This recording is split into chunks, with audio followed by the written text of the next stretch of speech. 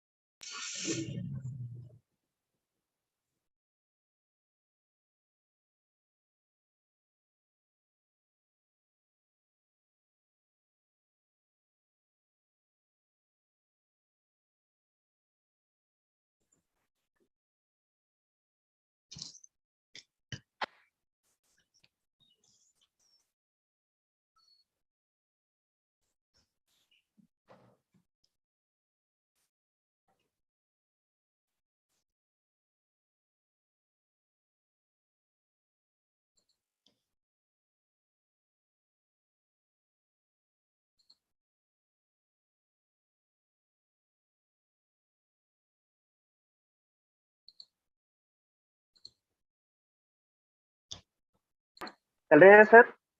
हाँ सुन पा जी। रहे हैं आप? जी जी राकेश सर, थैंक यू।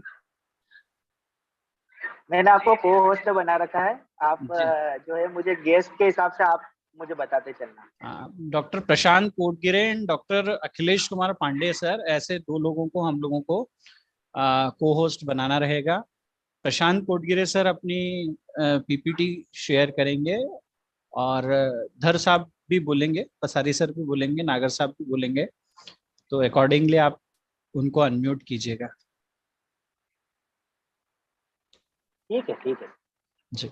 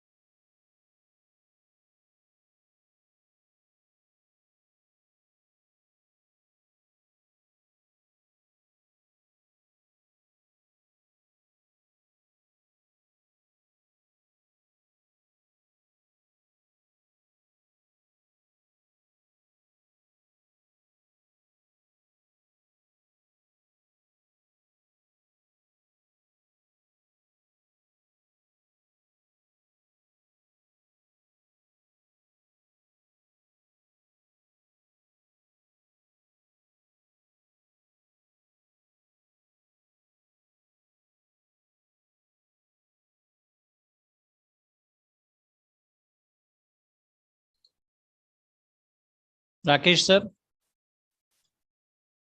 जी जी, चल रहे हैं सर। वीसी सर जुड़ चुके हैं। Okay okay.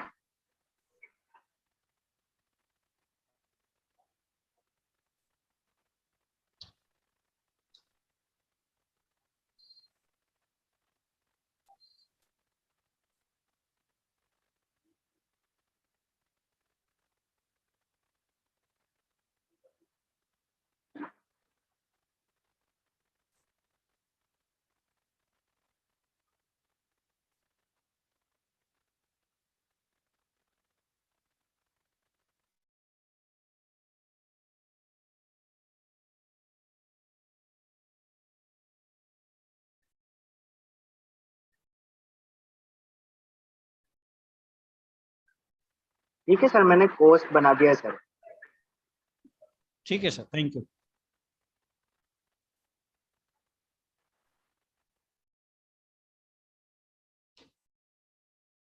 Rakesh sir, Anshu madam, Gayatri madam और मनदीप मैडम भी बोलेंगे।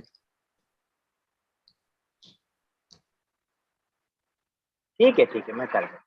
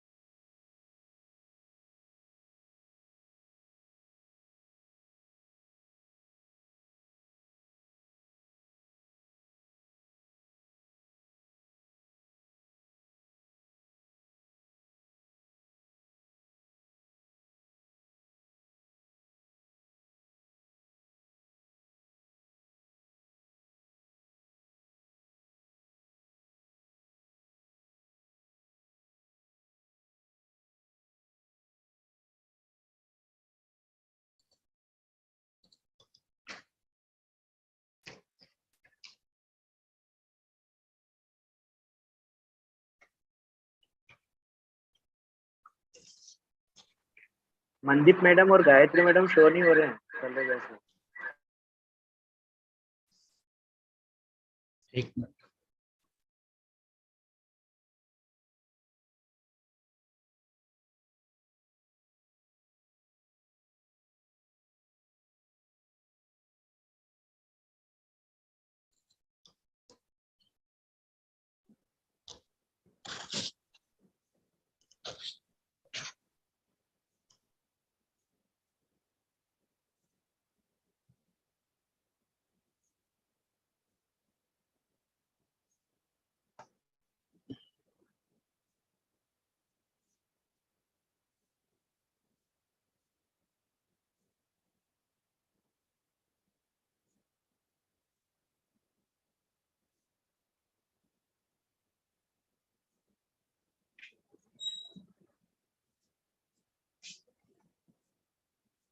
चल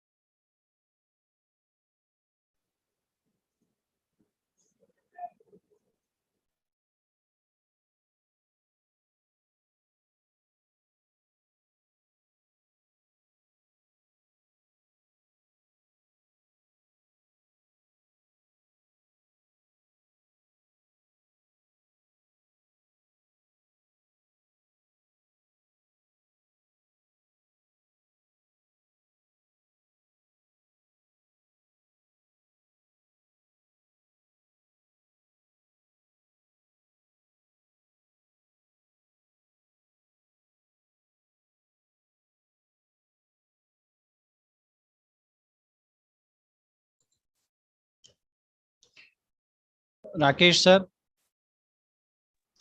हाँ जी सर. हमारे second speaker doctor Prashant Kotgire is also joined and Dhar sir is also joined. Okay.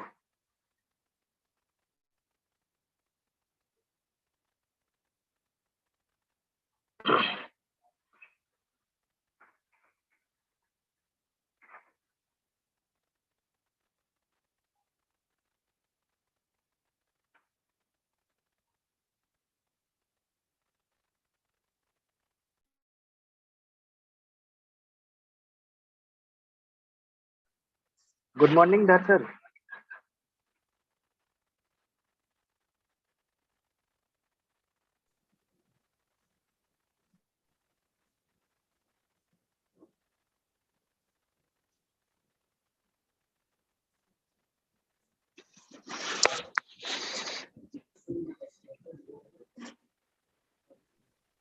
चलिए सर शुरू कर सकते हैं. मैंने पोस्ट कर दिया है सभी Good को. morning to all of you. Sir good morning sir. Good morning sir. धर साहब नमस्कार.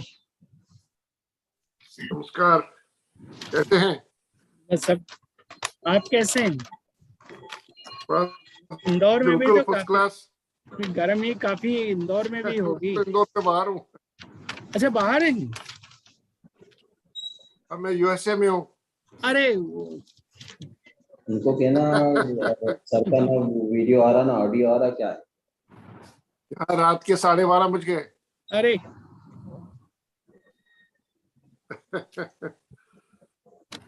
सर कहाँ है वापस सर? आ रहे हैं? कहाँ है सर आप? हैं? धर सर आप सर नमस्ते सर, अवस्थी बोल रहा था पूछते मैं मिनेसोटा में हूँ. मिनेसोटा. सर. मतलब ये तो और बड़ी बात है कि सर आप वहाँ इतनी दूर होने के बाद भी इस प्लेटफॉर्म पे जुड़े हुए हैं. सर मेरे को ये नहीं मालूम था कि आप इतनी दूर है सर. ये तो टेक्नोलॉजी का कमाल है. जी सर.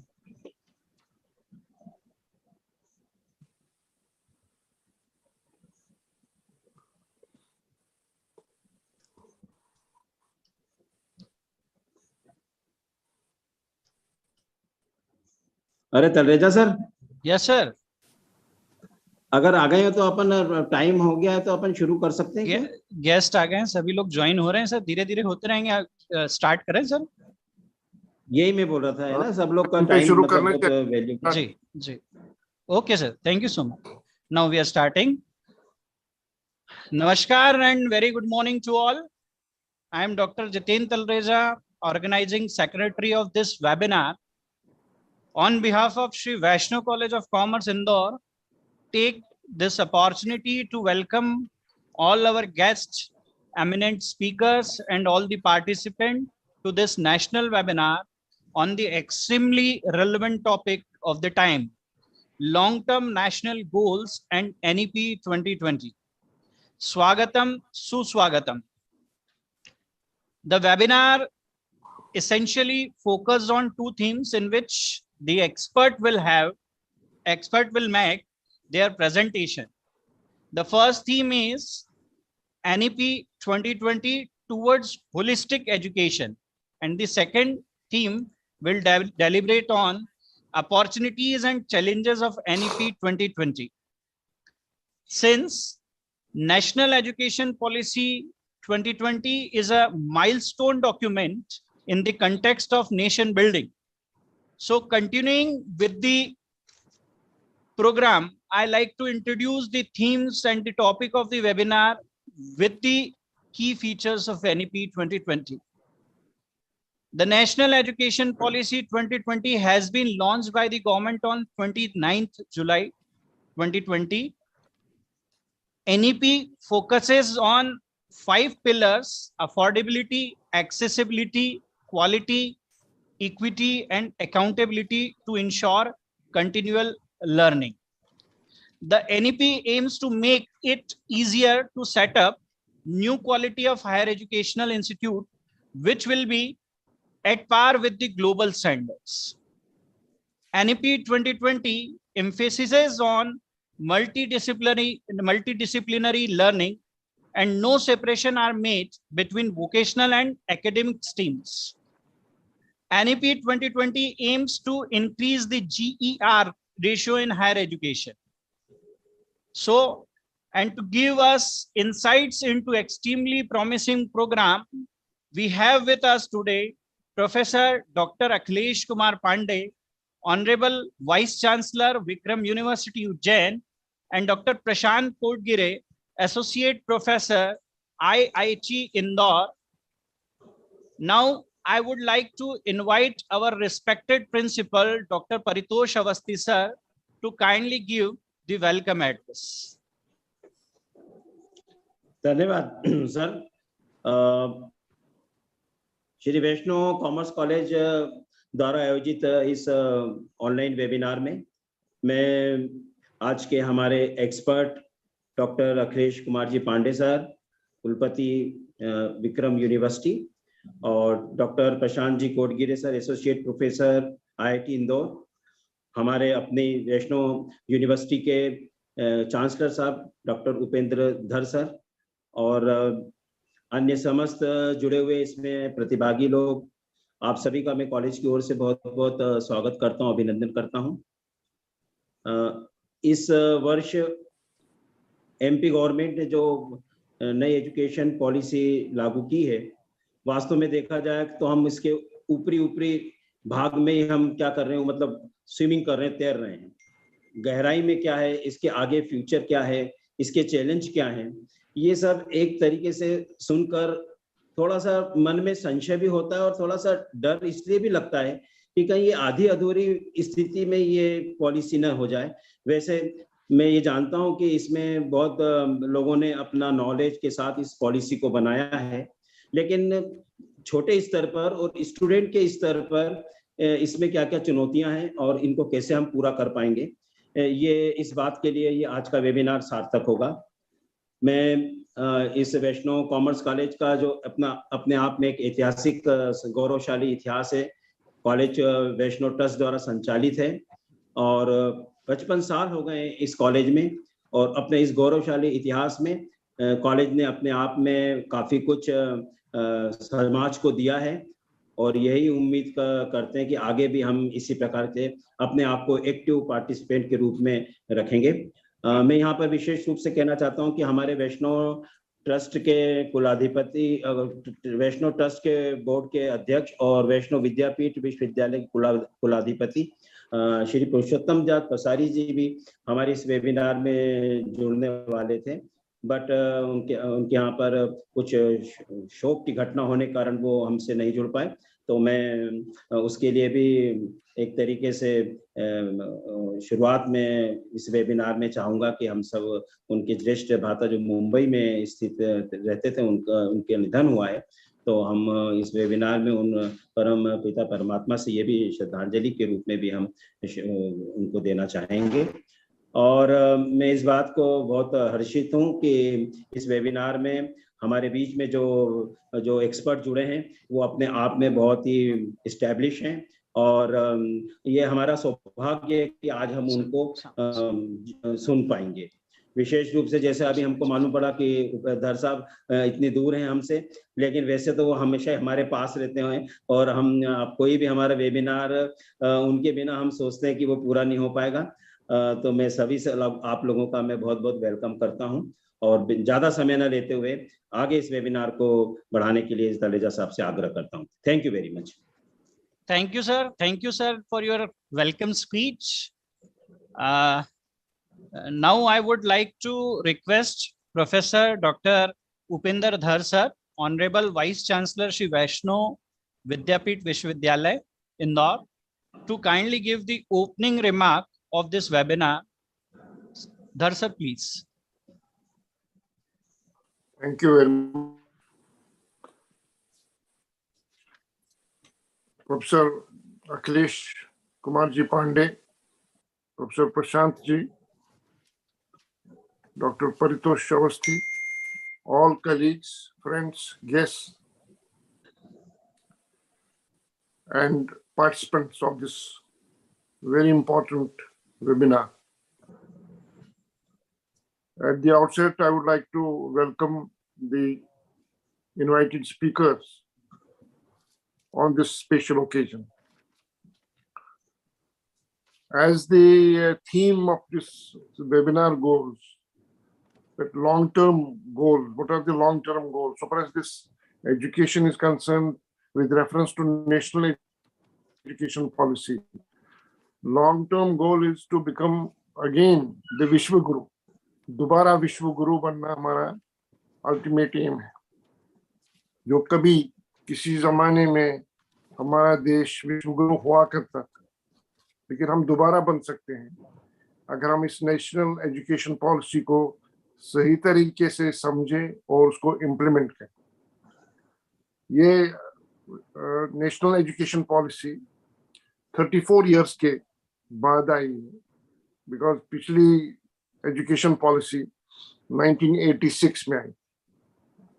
उससे पहले भी कई बार रिफॉर्म एंड रिवीजन करने का प्रयास किया गया। फॉर एग्जांपल 1964 में there was doctor DS Kothari commission which made number of reforms. उनसे पहले Mudaliar committee, doctor Radhakrishnan committee. तो आपने जब से देश स्वतंत्र हुआ 1947 में, उसके बाद में समय समय पे कई रिफॉर्म्स किए गए हैं, इम्प्रूवमेंट की गई है, so that we move towards quality education. Now ये जो NEP 2020 है, ये अनफॉर्चुनेटली कोविड भी उसी टाइम आया जब ये पॉलिसी डिक्लेयर हुई। 29 जुलाई 2020 में ये पॉलिसी डिक्लेयर हुई, और मार्च से ही अपने यहाँ लॉकडाउन हुआ था 2020। उसके कारण थोड़ा बहुत इम्प्लीमेंटेशन में डिले हुआ, but at the same time we have to implement it, और 2035 तक पूरी तरह से इम्प्लीमेंट करना है। 2020 से 15 साल का समय रखा गया था, that means 2035। We are already 2 साल ऑलरेडी हो चुके हैं। इस पॉलिसी को इम्प्लीमेंट करने में कई सारी चैलेंजेस हैं। देखा जाए तो ये policy, by the time this policy is fully implemented, the fabric of higher education in our country will completely change. लेकिन इसको करने में there are certain challenges which we will have to face. For example, पहला ही challenge ये है, gross enrollment ratio by 2035 50%, जो कि अभी which is only 27.3%, और हमारे मध्य प्रदेश में तो इवन नेशनल एवरेज से भी कम, it is 26.3% or so. So there is a challenge to practically double the gross enrollment ratio in coming 13 years. कहने में इजी लग रहा है भाई 50% हो जाएगा. No, it is a big challenge for the whole higher education system in the country. दूसरी बात, मल्टी डिसिप्लिनरी अप्रोच की बात की गई है. दैट मीन्स है अगर कोई पर्टिकुलर स्ट्रीम को बच्चा चुन लेता है, he should not be taught only those courses which are from that stream. So we have to, for the development of the student, he used to be given feedback from various disciplines of his choice. So the whole policy जो है ये NEP 2020, it is student centered. So student has the choice to choose his courses. अब ये challenge इसलिए है, traditionally हमारे यहाँ हमारी यूनिवर्सिटीज में there are invisible walls, invisible boundaries between departments. अगर मान लीजिए कोई फिजिक्स डिपार्टमेंट में है तो उसको लगता है कि भाई फिजिक्स मेरा बाउंड्री है, मेरी ज्यूरिसडिक्शन है, केमिस्ट्री वाला अंदर नहीं आ सकता. केमिस्ट्री वाले को लगता है कि भाई अब लाइफ साइंस वाला नहीं कर सकता है. लाइफ साइंस वाले को लगता है कि मैथमेटिक्स वाला एंट्री नहीं कर सकता. ये जो इनविजिबल बाउंड्रीज बनी हुई हमारे जो ट्रेडिशनली अभी पिछले इतने सालों से जो हमारा सिस्टम है, एजुकेशन सिस्टम यूनिवर्सिटीज में, तो वो डिपार्टमेंटेशन में एक तरह से इनविजिबल बाउंड्रीज हुई है. बाउंड्रीज को ब्रेक करना एक challenge, so that courses offered by various departments could be easily taken by the students. मान लीजिए किसी का एडमिशन बेसी में हुआ, तो वो बेसी का बच्चा कोई ऐसा कोर्स लेना चाहता है which is from another discipline.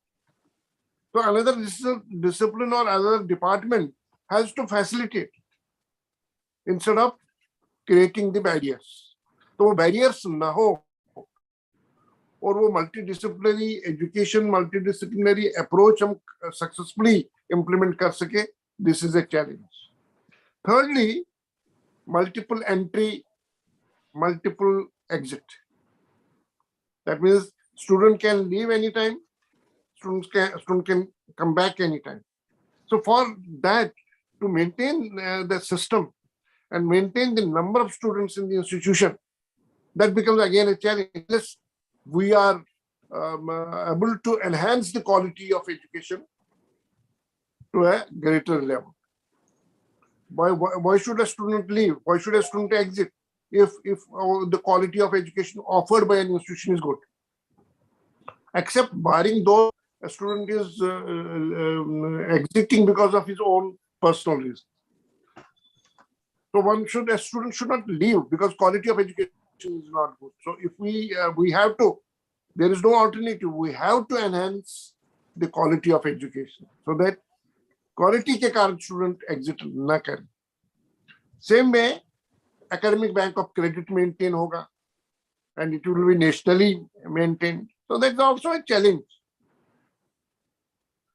There will be, over the period of time, there will be discontinuation of affiliation system in the country.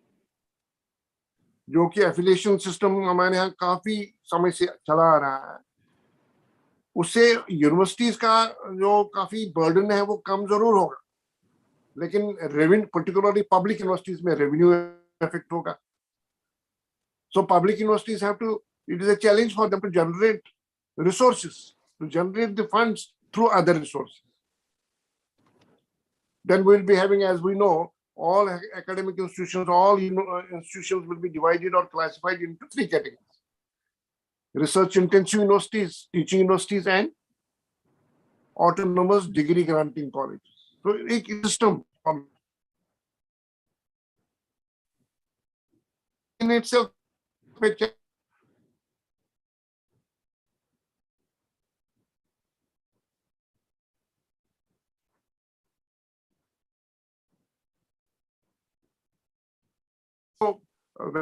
किए गए एजुकेशन कोठारी कमीशन ने भी 94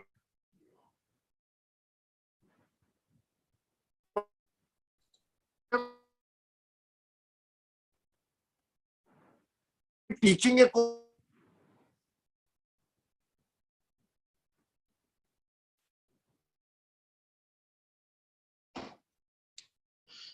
There is a network problem at there? Yes, sir. Am I Sir, audible sir. now? Yes, sir. Yes, sir. Please, sir.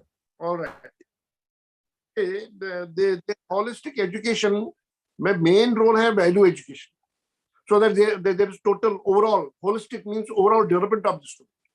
There, how to ensure, say, if we are teaching a student which is a course on values, we are teaching a course on ethics, then how to ensure that it is really absorbed by the student as he is really becoming ethical, he is really imbibing those values, so that his holistic development really takes place. Again, it's a challenge for all of us who are teachers in the higher education system. Similarly, internationalization of education, 100 foreign universities will be coming to India. So it is possible that students may go because of that attraction for a foreign degree awarded by a foreign university. They may exit. But then here is a big challenge to maintain the quality at par with the foreign universities, so that quality के अभाव के कारण या quality के कम होने के कारण वो न जाए. One may exit because of personal reasons, जैसा मैंने पहले कहा, but then quality के कारण नहीं होना चाहिए. So quality has to be ensured. There is no alternative to that. If we are, but at the same time, are these challenges, can we really cope with them?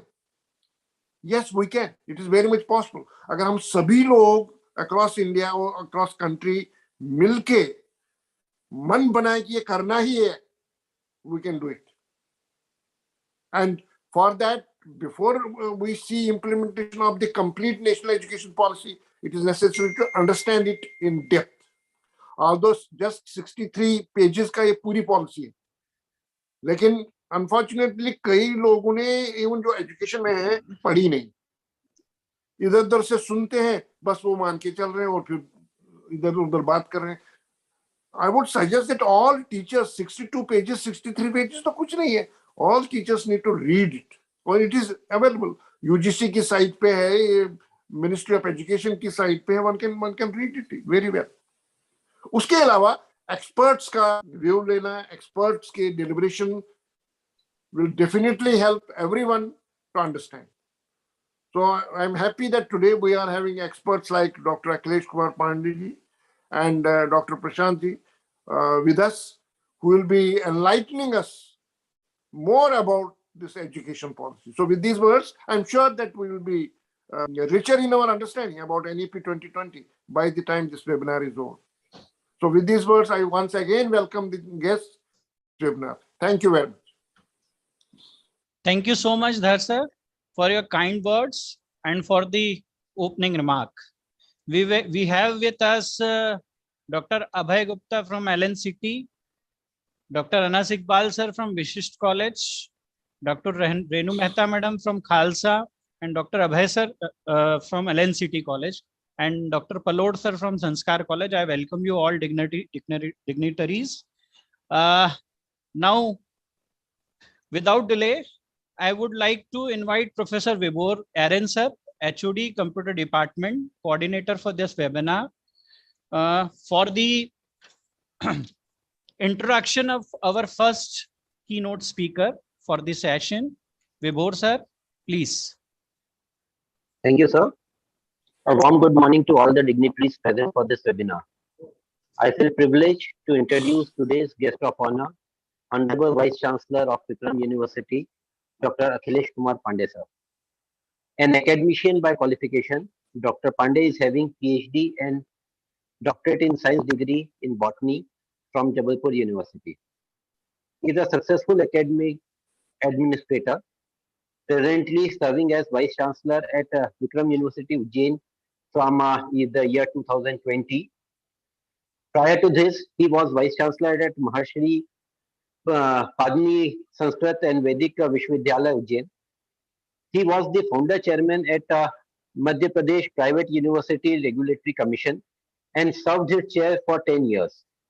Under his able leadership, major reforms took place in the state of Madhya Pradesh, and which laid path for the establishing of private universities in Madhya Pradesh. He is recipient of many awards and honors which includes Professor R.N. Trivedi Young Scientist Medal by Medallion Society of India in the year 1999. He is honorary membership of the Research Board of Advisor ABI USA since 2000. He is UGC visiting faculty, Department of Biotechnology at Amravati University. He is he has delivered many lectures at the national and international seminars, workshops. He is fellow of Indian Botanical Society, fellow of International Society of Conservation of National Resources, Wheat Science Society India, and the Geological Association and Research Center. He has conducted many training programs. Not only he has conducted, he has attended also many training programs. He is life members of various professional and academic boards and societies, which include Indian Science Congress Association and among the major other ones, Indian Society of Biocontrol Advancements.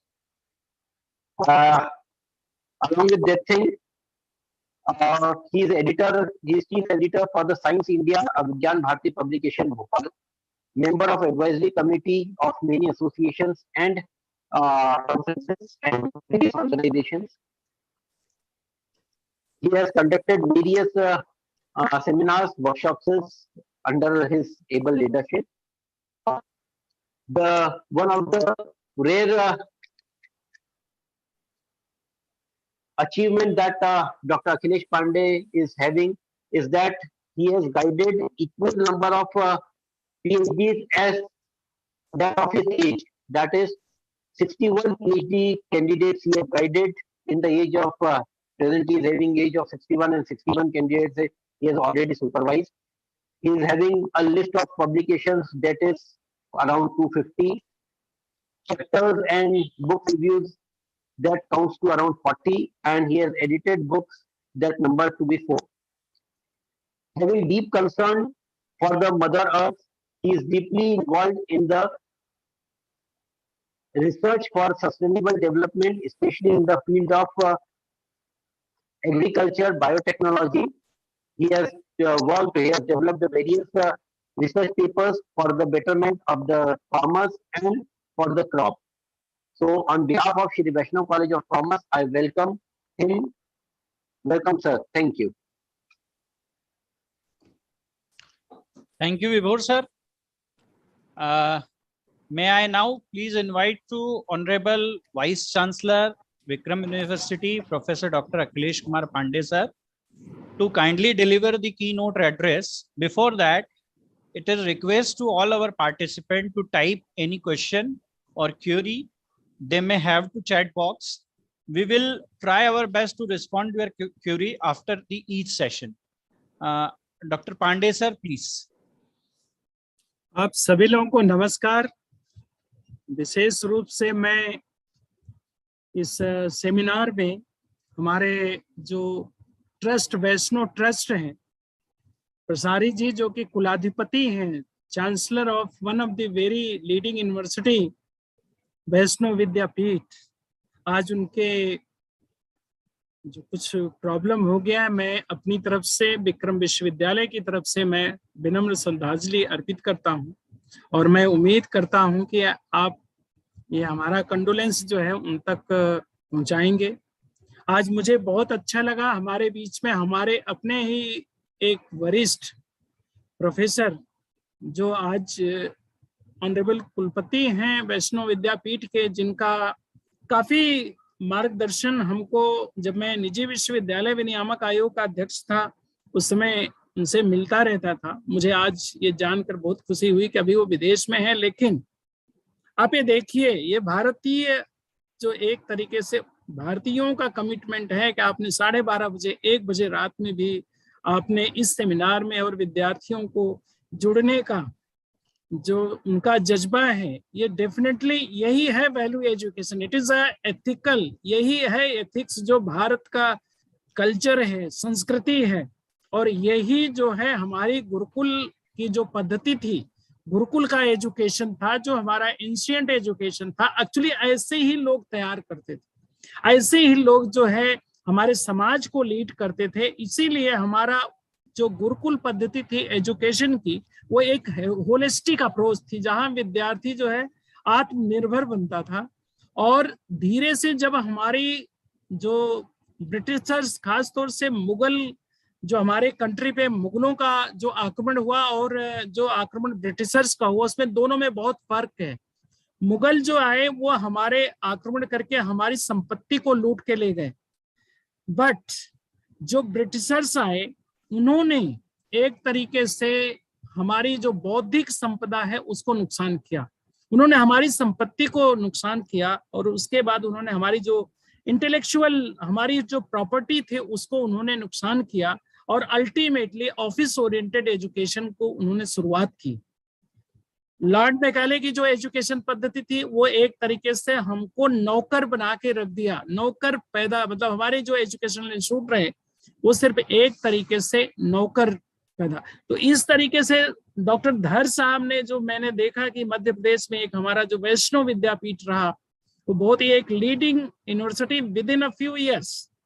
College तो बहुत दिनों से था society, लेकिन उनके leadership में university ने मध्य प्रदेश ही ने बल्कि एक तरीके से पूरे विश्व में स्थान अपना बनाया। मैं धर साहब को नमस्कार करता हूँ, उन्हें धन्यवाद देता हूँ कि उनने ये जो आइडियल एक प्रस्तुत किया है। डेफिनेटली हम सारे भारतीयों को इस बारे में सोचना चाहिए कि हम अपना कमिटमेंट, ये बहुत अच्छी, यही एक न्यू एजुकेशन पॉलिसी की है। हमारे बीच में प्रोफेसर विभोर आर्यन भी हैं, अपने ये प्रिंसिपल साहब परितोष जी अवस्थी भी हैं, और खास तौर से जिनका बहुत इसमें योगदान रहा है, जो इसमें पूरे एक्टिव हैं, हमारे जितेंद्र जी। मैं आप सभी लोगों को नमस्कार करता हूं। और मैं, हालांकि धर साहब ने काफी कुछ उन्होंने इस न्यू एजुकेशन पॉलिसी के बारे में उन्होंने काफी कुछ डिटेल आपको शेयर किया, लेकिन मैं कुछ बातें, 2-3 चीजें मैं आपसे शेयर करना चाहूंगा। एक होलिस्टिक उन्होंने बात किया कि होलिस्टिक एजुकेशन, डेफिनेटली आज हमें ये देख रहे हैं कि यदि आप देखें, आप रोज पेपर और न्यूज को देखें, हमारे बहुत अच्छे संस्थानों से जो विद्यार्थी पढ़ रहे हैं, खासतौर से इंडिया के टॉप क्लास की जो यूनिवर्सिटीज हैं, वहां के बच्चों ने अभी कोविड के समय या बहुत सारे समय में एक बात उठ के आई कि हमें IIT, IIM या हॉस्पिटल खोलने चाहिए, लेकिन हमें जो है कहीं मूर्ति बनाना या स्टैचू कहीं स्थापित नहीं करना। मैं इसमें नई एजुकेशन पॉलिसी इस बात को बिल्कुल क्रिटिकली रखती है कि हमें अपना इतिहास जानना चाहिए। विदाउट नोइंग आवर हिस्ट्री, कोई भी समाज, कोई भी राष्ट्र या कोई भी परिवार, इवन कोई भी व्यक्ति भी डेवलप नहीं कर सकता। जापान में आप देखें, आप लोग तो इसको मैनेजमेंट के धर साहब भी, आप लोगों को ये आइडिया होगा कि हिरोशिमा पे जब अमेरिका ने बम गिराया, जापान कितनी जल्दी, वहां एक कैरेक्टर है, नेशनल कैरेक्टर्स है। आज हिरोशिमा का जो मेमोरियल बना हुआ है, until unless student they go and sit about 4 hours, उनको डिग्री नहीं मिलेगी। हिरोशिमा पे जाकर के उन्हें बैठने का मकसद क्या है उनकी एजुकेशन में? ये है कि आप ये जानिए कि आपके बुजुर्गों ने, आपके जो सीनियर्स रहे हैं, उन्होंने देश को यहाँ तक पहुंचाने में कितना उन्होंने पेन लिया है, कितना हुआ है। इसलिए एक नेशनल कैरेक्टर्स की बहुत आवश्यकता, बहुत जरूरी है, जो कि हमारे विद्यार्थियों में शुरू से डेवलप होना चाहिए। इसी कारण से हमें हॉस्पिटल भी बनाने चाहिए, लेकिन पूरा देश को हॉस्पिटल में कन्वर्ट करना शायद हम तो बोलते हैं कि मतलब हम लोग को ऐसा हेल्थ एजुकेशन डेवलप करें, हेल्थ सिस्टम डेवलप करें कि हमें हॉस्पिटल बनाने ही नहीं पड़े, लेकिन हमें अपने इतिहास को जानना बहुत जरूरी है। इसलिए ये होलिस्टिक एजुकेशन इसमें बहुत जरूरी है। दूसरी, सोशल एम्पावरमेंट। सोशल एम्पावरमेंट आप देखें, भारतवर्ष में जो एजुकेशन व्यवस्था रही है, वहां एक परिवार की संज्ञा दी गई और एक परिवार का संकल्प था। धीरे धीरे हमारा जो एजुकेशन कहीं ना कहीं इसमें बहुत, क्योंकि एजुकेशन किसी भी देश का जो है संस्कृति का संरक्षण करता है, किसी भी देश की संस्कृति का संवर्धन करता है, और वो एक पीढ़ी से दूसरी पीढ़ी पहुंचाता है। इसलिए एजुकेशन में कहीं ना कहीं कोई ऐसी कमी आई कि आज सामाजिक समरसता, धीरे धीरे जो समाज में एक परस्पर जो समरसता होनी चाहिए, उसका काफी कुछ ह्रास हुआ है, और खास तौर से एजुकेशन व्यवस्था व्यवसायीकरण की तरफ एकदम से हर किसी में व्यवसायी बल्कि सामाजिक समरसता को जोड़ के नहीं देखा गया।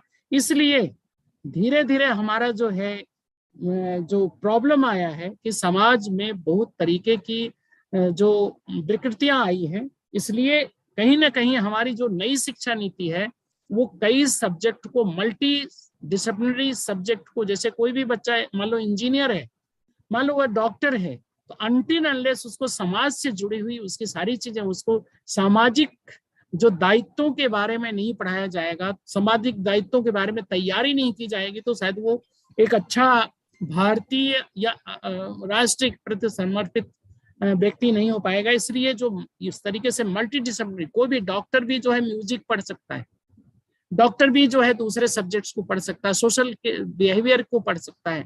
इसलिए ये बहुत अच्छा है इसमें जो नई शिक्षा नीति है। एक बहुत बड़ी चीज जो शिक्षा नीति में आई है, इंडिक नॉलेज, इंडिजिनस नॉलेज। हमने आज हमारा विद्यार्थी, हमारे युवा ये सोचते हैं कि जो कुछ भी हम सीखे हैं सारे विदेश से सीख रहे हैं, और हमारा कितना इंटेलेक्चुअल जो हमारा प्रॉपर्टी रही है उसका नुकसान हुआ। हमारे जो नेचुरल रिसोर्सेज रहे, फॉर एग्जाम्पल आपको बताएं कि हमारे ऋषि मुनियों ने उस समय बहुत सारे रिसर्च और जो भी करते थे, धीरे धीरे जब ये सिस्टम आया तो हम पेटेंट करना छोड़ दिए। आपको एक उदाहरण बताना चाहूंगा कि अभी इंजीनियरिंग के लोग यदि इसमें जुड़े हुए हैं, इंजीनियरिंग लोग यदि आप इसको पढ़ें पेपर को, एक पेपर को, तो उसमें एक बंबई में चौपाटी पे एक इंडिक स्टडीज ऑफ वैदिक स्टडीज का एक इंस्टीट्यूट है।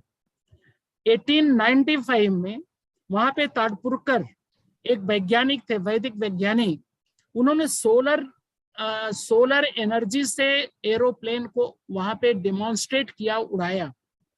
1900 में उनकी डेथ हो गई, और 1903 में राइट बंधुओं ने प्लेन को उड़ाया। तो हमने मतलब आज यदि हमारे आज भी अपने जो इंजीनियरिंग की बुक है, कोर्सेज है, उसमें आज भी हम क्रेडिट किसको देते हैं? राइट बंधुओं को, कि प्लेन उन्होंने उड़ाया, सबसे पहले डिस्कवरी उन्होंने, जबकि ये डॉक्यूमेंटेड है। और उनकी डेथ के बाद कभी भी भारत में ये कोशिश नहीं की गई कि वो सारे डॉक्यूमेंट्स आज भी रखे हुए हैं हम उसको लोगों के बीच में लाएं।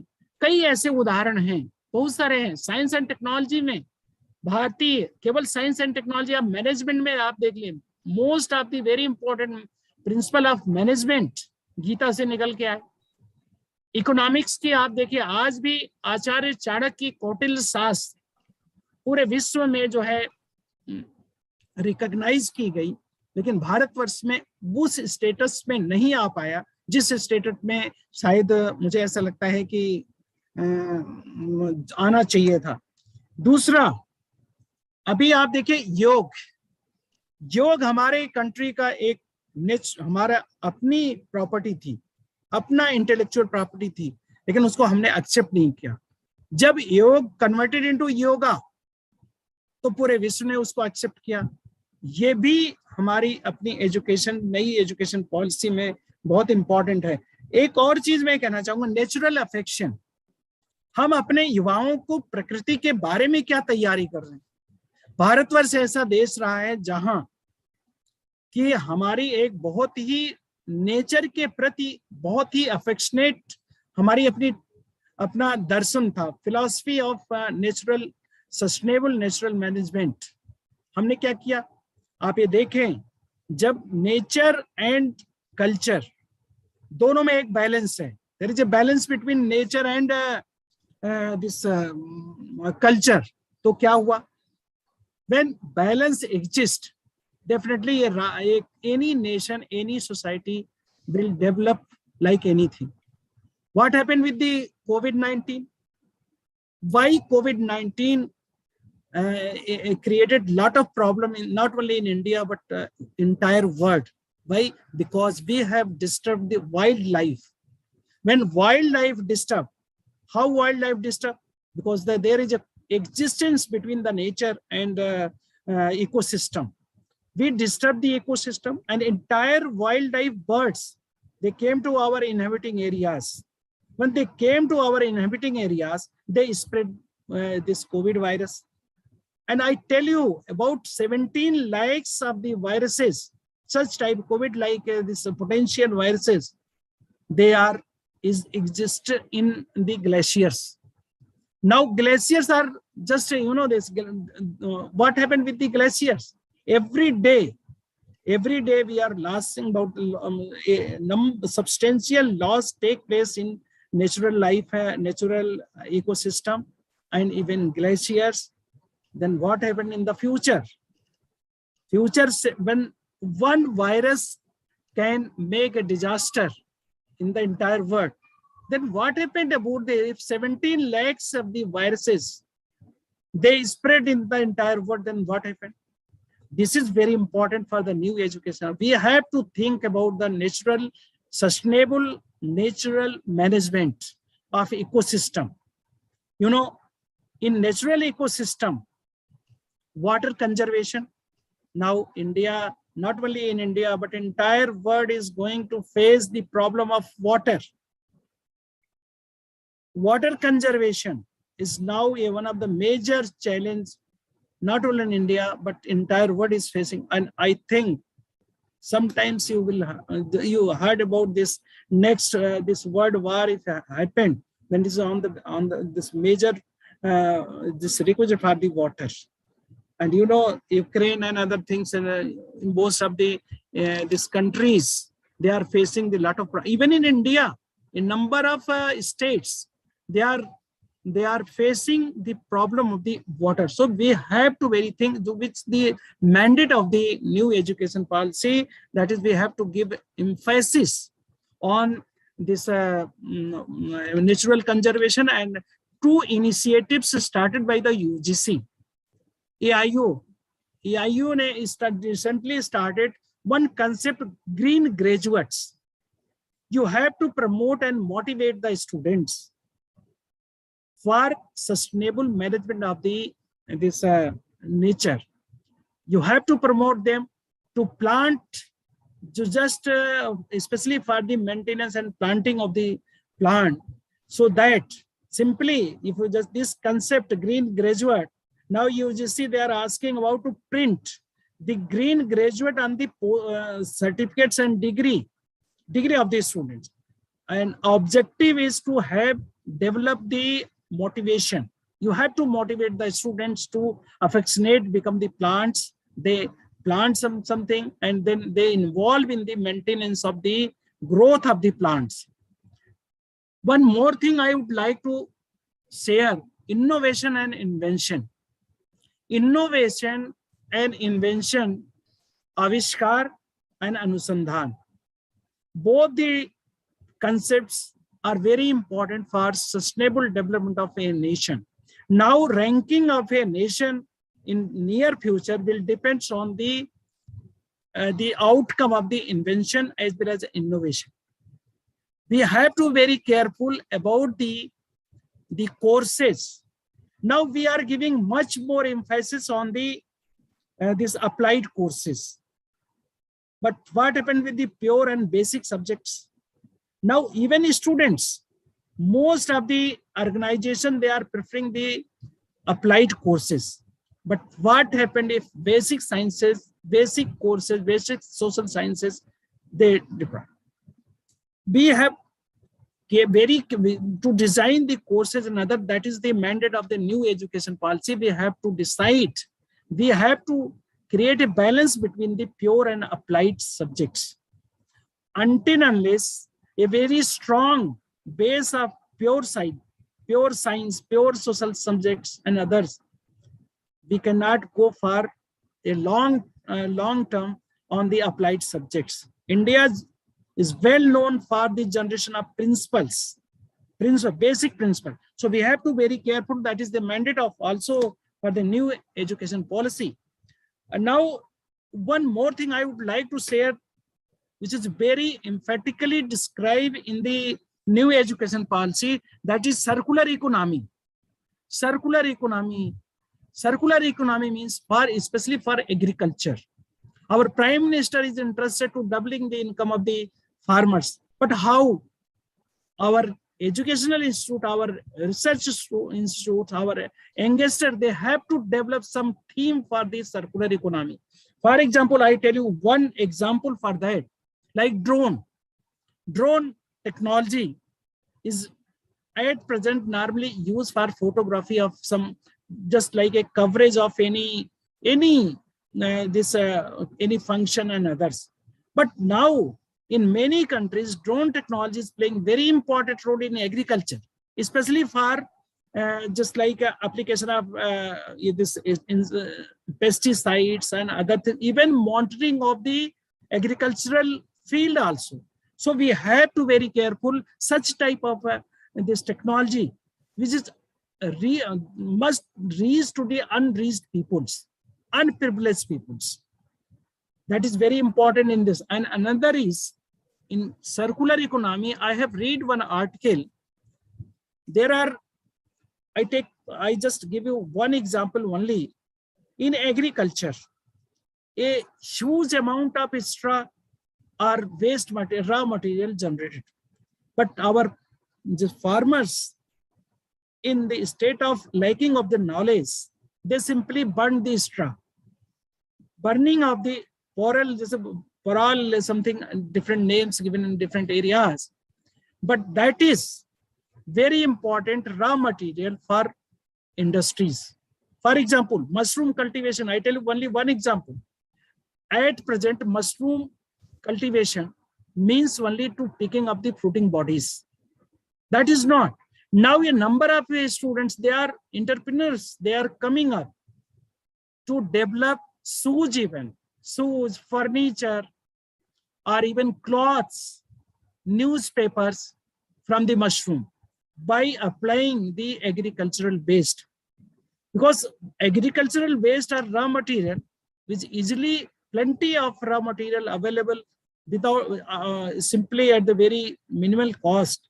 The cost of the production, cost of these, they are very important. And if this technology, this concept of circular economy came into existence or spread in the agricultural peoples, then definitely this will pay very long-term sustainability for the agriculture. So we have to think about the application of modern technology, which is must reach to the unprivileged level, unprivileged peoples, or even socially, economically weaker our generation. This will create a huge amount of money or sustainability for the farmers. Another is role of teachers. I think a number of teachers, they are associated with this. I think in new education policy, the role of teachers have totally changed. Earlier, a teacher means they are the sole creator of knowledge. They create the knowledge, they spread the knowledge to the students. And students, they are the passive learners. They simply take the knowledge from the teachers and they prepare the notes and simply they just go for the examination. But now the role of teachers has really changed. Teacher is not only the whole generator of the knowledge, but now our students, because of the digital medium, this availability of digital platform, our student is much more, they have much more better knowledge than a teacher. So we have to be very cope up with the knowledge of the students, because if you don't cope up with the knowledge of the students, the student will not come to your class. So you have to be very careful. Now our student is not only a passive learner, but he is an active learner also, and even provider, this knowledge provider also. So our teachers should now come into the field of this status of facilitator and mentor. Although mentor is very important, mentor is also very important. So we should not think that this position of a teacher is reduced. No, that is not. Now teachers become a mentor and facilitator. This is very important. And in new education policy, the more emphasis has been given to the teachers training also. So we have to very critical about this teachers, role of the teachers especially for that. One last thing, language. Language play very important role in education. If people say, when I was a chairman, I have observed that a number of dropouts in our engineering colleges because of the knowledge of the language. उनको English नहीं आती, जब वो आ रहे हैं तो बहुत सारे drop outs, number of drop outs from the engineering college and others. आज जो है नई एजुकेशन पॉलिसी में 3 फार्मूला है. जरूरी नहीं मुझे इंग्लिश आए, बहुत सारी ऐसी पॉपुलेशन है they are not much more aware about the English. हमें जरूरी नहीं, English is the only language of our communication. हमारे बहुत सारे ऐसे फार्मर्स हैं, बहुत सारे इंजीनियर्स हैं, डॉक्टर्स हैं, when they interact with the common peoples, वहाँ लैंग्वेज होता है. बहुत सारे लोग ये बात कर रहे हैं कि इंग्लिश के बिना टीचिंग नहीं हो सकती, आगे हमें नहीं हो. English international language, that's only applicable for those who are just interested to go for abroad. बहुत सारी ऐसे population, there's plenty of the population, they don't require about the knowledge of the English. बहुत सारे. तो हमें जो 3 जो formula इसमें है, मदर टंग, मतलब ये इसका मतलब केवल ये नहीं कि Hindi, only Hindi is not, हमारे Tamil, Telugu, Kannada, Marathi, all these languages. तो हम एक लैंग्वेज को सीखें, दूसरे लैंग्वेज मदर टंग में एजुकेशन होना is very important. That is this mandate of this one. So I think language, environment empowerment, social empowerment, and even holistic development, these are the major pillar of the new education policy. And if our new education policy, especially implementation, proper implementation of this, and that is depend on the teachers, managements, institutional managements, and especially for the teachers, role is very important for the implementation of this one. I again thank you to all of you, especially Professor Dhar Sahab and management of this Vaishno College, Principal Sahab, for giving me an opportunity to share few of my views in this seminar. Again, I thank you very much. Jai Hind, Jai Bharat. Thank you so much, Pandey sir, for your encouraging words. Your vision and valuable guidance will help us to work out actionable and effective intervention for strengthening our classroom and learning environment. Now, I request to Dr. Mandeep Kaur Chhabra ma'am, Assistant Professor of Commerce, Shri Vaishno College of Commerce, for question and answer session of first session. Over to you, ma'am. Mandeep ma'am. Good afternoon, everyone. Can you listen me? Yes, ma'am. Please. Hello. Good Please, afternoon. Sir, you have touched every aspect related to NEP. It was very good session. Thanks a lot. But there are some questions. First is, do you think India is ready, including teachers as well as students and parents, to implement NEP 2020 at all levels? I reply for this question from me. Yes, sir. For me, okay. You know, COVID have just given the opportunity to implement the digital platform to everybody. If COVID was not happened, then what happened? It takes about 15 years to learn to apply this digital platforms. So India have a potential. India have a lot of potential to implement entire things and change. India is one of the leaders now in world political scenario. You might have know about this. India is playing very important role in the world economy and world political scenario. So India have a lot of potential. And I just give you one of the example. When entire world, they deny to give the computer for space technology. Our great scientist, Dr. Vijay Bhatkar, he have developed the supercomputer. So it is very important. Our vision be involved in the implementation of new education policy with entire commitment, with critical views and vision. Definitely, it will change the entire scenario of the education in India. Any other question? Mandeep ma'am. Professor Mandeep ma'am. Unmute yourself. Rakesh sir, unmute to Mandeep ma'am.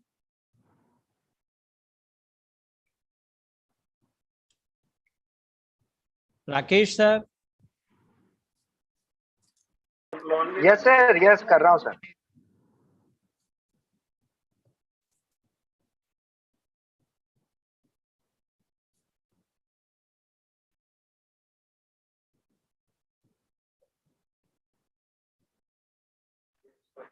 Sir कर दिया है sir. Mandeep madam, please, any other question from your side or from participants? Okay, thank you. Now, without delay, I am inviting Professor Anshu Mishra ma'am, Assistant Professor, Sri Vaishnu College of Commerce, to introduce our second keynote speaker of the session. Anshu ma'am, over to you. Yes, thank you. Thank you so much, sir. Thank you, madam. It is my great pleasure to introduce Dr. Prashant Kodgire, sir, our second keynote speaker for this webinar. He is the most intellectual mind wizard person today for enlightening us. Dr. Prashant Kodgire, sir, Professor of Bioscience and Biomedical Engineering in IIT Indore.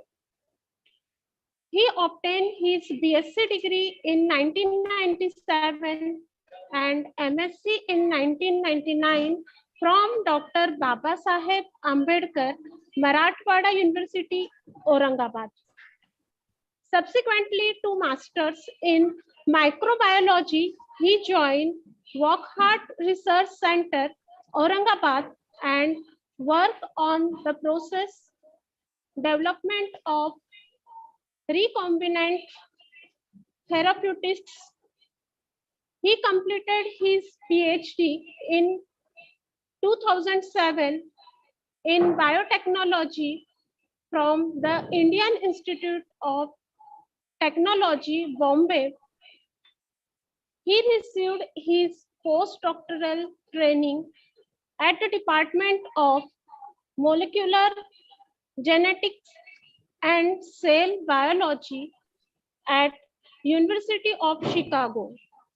During his postdoctoral fellowship training at the University of Chicago, he received the International Postdoctoral Fellowship Award from the Lady Tata Memorial Trust, UK. That is awarded for cutting-edge research in leukemia and related area in 2008.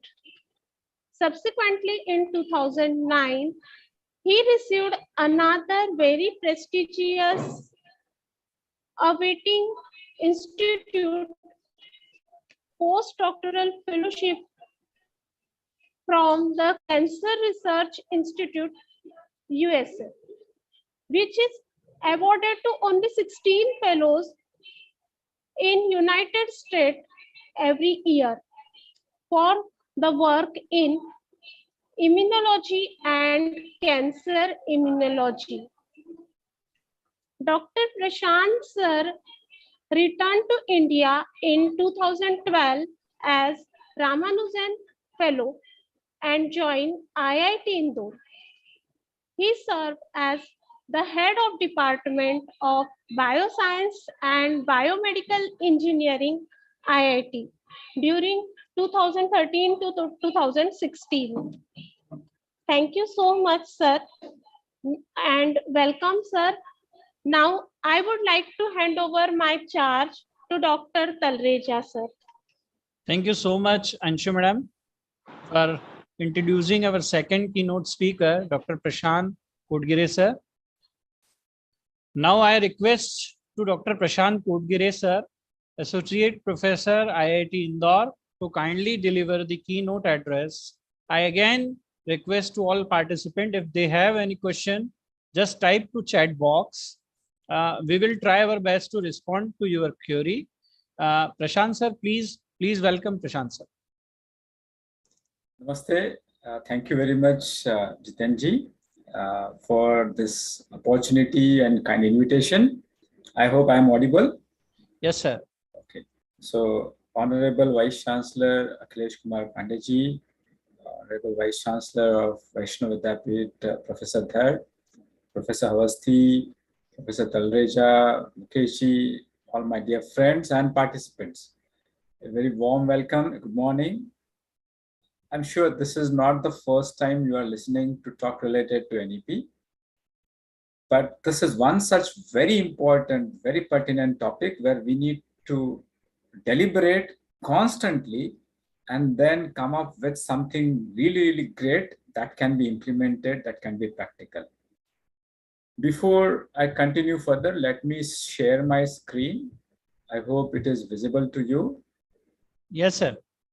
It is visible. Yes, sir, visible, sir.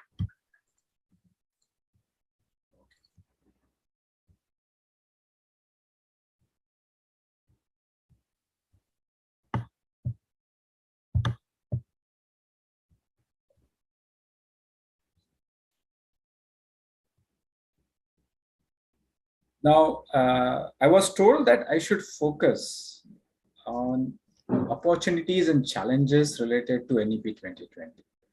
Before I go into that particular topic, which we can deliberate at the end, I would like to just refresh our memory about what is NEP 2020, what is its background, where we are right now at this particular moment. And before that, I would like to tell that India is a country of scholars. India happened to be a knowledge hub, and not for a smaller period of time. It was their knowledge hub for centuries. I'm sure all of you have studied about that particular portion of history of our ancient Indians. And I would like to pick from what Professor Dhar told, that we were Vishwaguru, and this particular document will make us that we reach again at that particular honorable position in the whole world. India was not only catering to knowledge needs of Indians, but it was catering to knowledge need of whole world, whole universe, and people from across different continents. They used to come and study, whether it is in Takshashila or Nandalda or Vikramshila. Whether these were the areas of metallurgy, architect, chemistry, surgery, where unbeatable contributions were made by Indians. If you look at the architectures of Indian temples, which were like 1,000 or 1,500 year old, without having knowledge of mathematics, civil engineering, it is impossible to have those marvelous architectures. And that journey continued for a very, very long time. And that was also catered by both the previous speakers. Professor Pandey as well as Professor Dhar told about our rich wisdom, rich experience and rich heritage. And this particular book, written by Gandhi and Dharampal, I strongly recommend all of you to read this particular book. The title of this book is called as Beautiful Tree. It is available on Google. Please read and understand that Britishers themselves have documented that how this particular aspect of knowledge was accessible across India, across different economic backgrounds and caste and creeds. It was available in the rural India, it was available in the tribal India, and literacy rate before Britishers came was very, very high. But as Professor Pandey told, that because of certain policies and certain circumstances, we were not getting the right education, and the education system was used as a tool to colonize our mindset. And therefore, please go through this particular book and understand that, yes, education is something not new to us, is not foreign to us. We were the world leaders, and this particular NEP is going to give us opportunity that we will regain that particular place, honorable place in the world. Very briefly, I would like to tell you about the education policy in India. Professor Dhar very briefly talked about this. After independence, our priorities were different. And in 1968, there was a necessity that, yes, there should be an education policy for this free India. And therefore, Kothari Commission, which was constituted in 64, it worked for 2 years. These were the people who first introduced that 10+2+3 system. They also had this 3-language formula. And subsequently, in Rajiv Gandhi's government in 1986, they had NP 1986, where the emphasis was on equalization, educational opportunities. To this particular document, subsequently, Narasimha Rao government made some modifications in 1992. But from 1986 to 2019, the same education policy, the second education policy, was continued for really, really long time. So more than 30 years, there was a big vacuum. And therefore, in 2019, then Ministry of Human Resource Development, under chairmanship of renowned scientists from ex-former chairman of ISRO, K. Kasturi Rangan, they formulated this particular policy, which was approved by cabinet in July 2022. And that is what we are going to discuss very briefly. Now, there are 4 important contributors for education system. First is curriculum. Second most important contributor is teachers. And this policy is made for students. So students, and finally, the physical resources, the infrastructure, funding. So this particular policy is going to cater all these important stakeholders of education system. That is the curriculum, teachers, student, as well as the resources. And in the next 5 minutes or so, we'll just refresh our memory. What are the important salient features of NEP? And finally, we will discuss about what are the opportunities, what are the possibilities, and what are the challenges in the roadmap of implementation. Now, vision of this NEP 22 was that it should be an educational system that contributes to equitable and vibrant knowledge society by providing high quality education to all the people, not only who are rich, but those who are unprivileged, those are underprivileged also. Develops a deep sense of respect towards fundamental rights, duties, and constitutional values. We want to have people with patriotism filled in them. They are ethical, they are rational, and they are good citizens, not only good citizens, but good global citizens. And this policy also want to have that this world is an ever-changing world, and the changes which are happening in the recent past are happening very fast. So we want that policy that should be also adapting to this ever-changing, very fastly changing world also. At the same time, this is a populous world, India, which is a country of 135 crore people. We want to have skills, we want to have values and disposition that support reasonable commitment to human rights. As Professor Pandey told about sustainable development, living, global well-being, and all those aspects of Vatsalya Kutumbakam. Now, key principles are here that, yes, Professor Talreja was also telling about this in his introductory remark, that respect about diversity, equity and inclusion, community participation, use of technology, and COVID pandemic has told us that, yes, technology can be a savior for education system. Emphasize on conceptual understanding on the basics and fundamentals. Development of unique capabilities. Development of critical thinking, analytical thinking, and scientific temper. And therefore, there should be also continuous review and modification to this particular thing. The main fundamental here is that they emphasize about early childhood care and education. I know you are aware about that. Most of us who are audience here are dealing with higher education and technical education. But we know that until and unless the foundation is not sound, building is not going to be stable. And therefore, a lot of emphasis is there in NEP for the early childhood education. They're going to make sure that the play-based activity-based, interesting education system should be provided to students to ensure that they enroll into school, and the dropout rates for those students, they also go down. And the expected outcome from that is that there should be universalization of access, equity of education, and bringing back those more than 2 crore kids who are out of school system. Out of 30 crore children, if 2 crore students, 5 to 10% of main population, if they are left from the formal education, we cannot have holistic growth, holistic development of this particular country. And therefore, this particular NEP is going to talk about a lot of that particular thing. And I hope this particular slide is going to tell you that what is the transforming curriculum and pedagogical structure. The earlier one was ignoring the childhood education. There was a big vacuum, and we were just taking care of 10 plus 2. This particular education system is going to cater them early and young when these kids are developing age. Because I was told that I am from the biological sciences, I'll tell you that 80% of the brain development happens before age of 6. So what is the point in developing a kid when he or she has already developed 80% of their brain activity?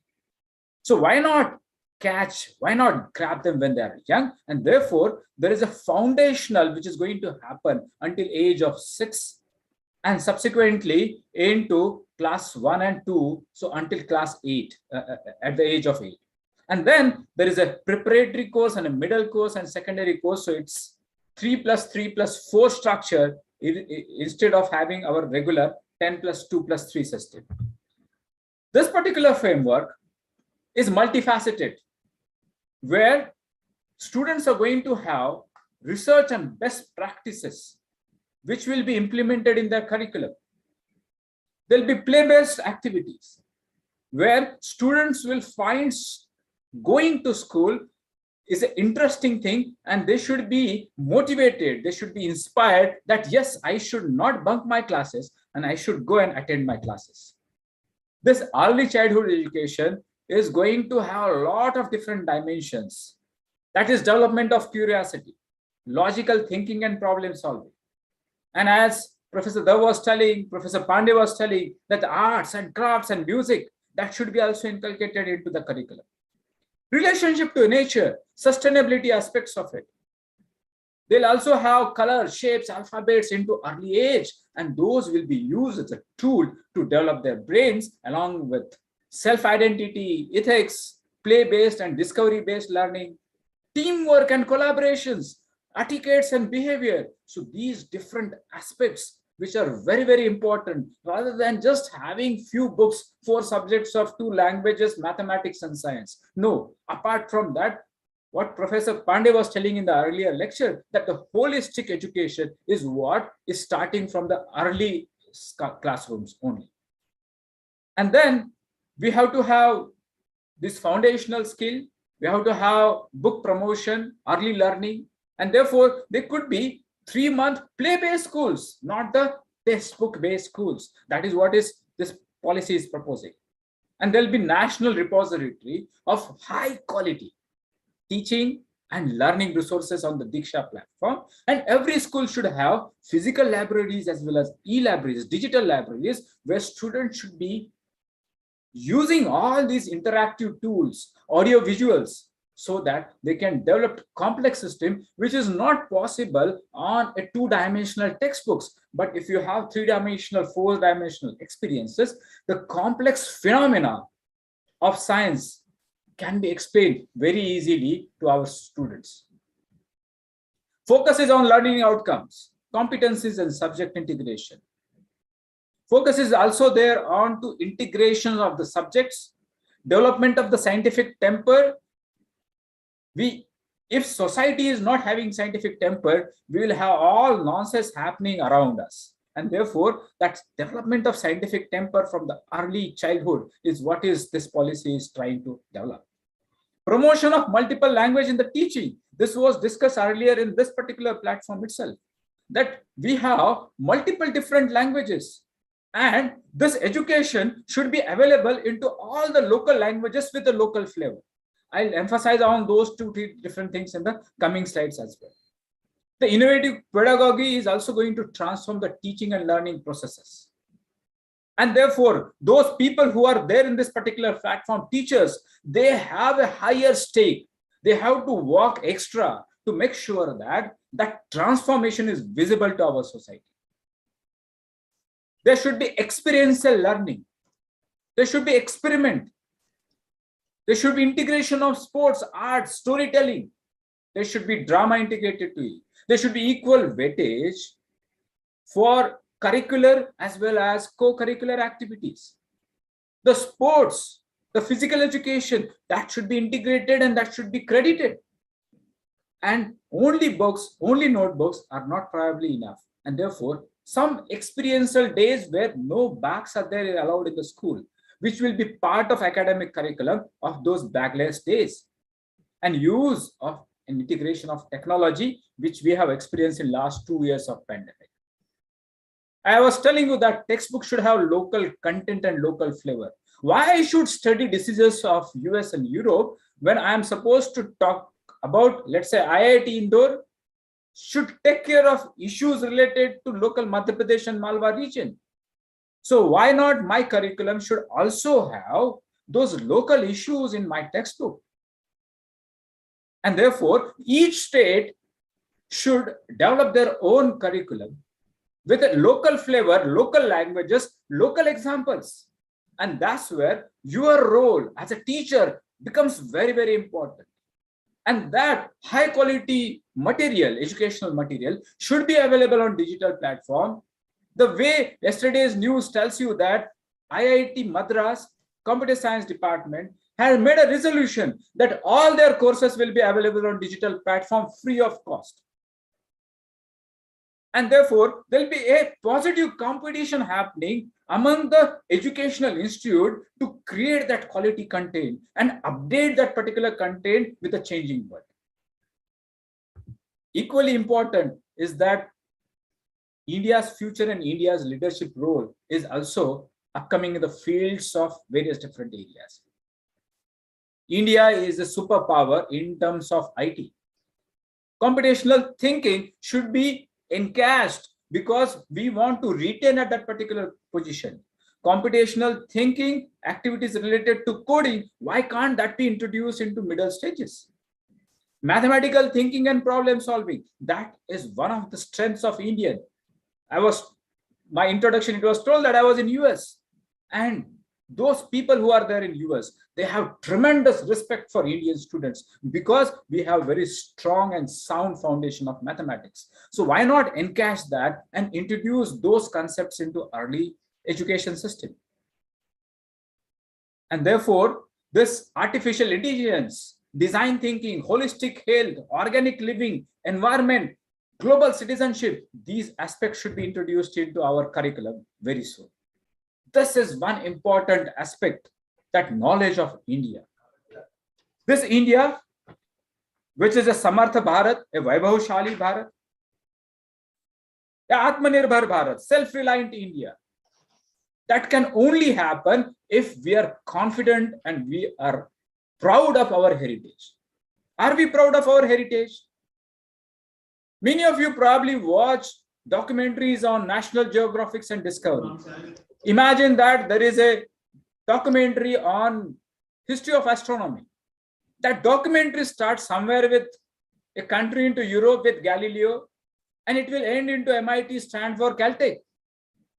Why not contributions of Aryabhatta, Bhaskaracharya recognized by that particular community?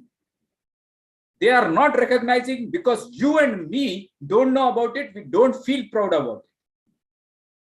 If zero was developed into India and this particular state of Madhya Pradesh, in the fort of Gwalior, there is a plank, and BBC documentary, when it started, the documentary started with that particular plank on the wall of Kila of fort of Gwalior. But BBC knows about it, but we don't know about it. So that knowledge of India, we should make our citizens proud of our own heritage. Telling that 2005 years ago, first plastic surgery was done in this particular universe by a Shushruth, a Rishi here. That should be taught to all the MBBS students so that they should feel proud about their own heritage. So that knowledge of India should be also introduced into this particular curriculum. And until and unless we are not becoming a Swabhimani Bharat, Atmanirbhar Bharat, self-reliant Bharat will not happen.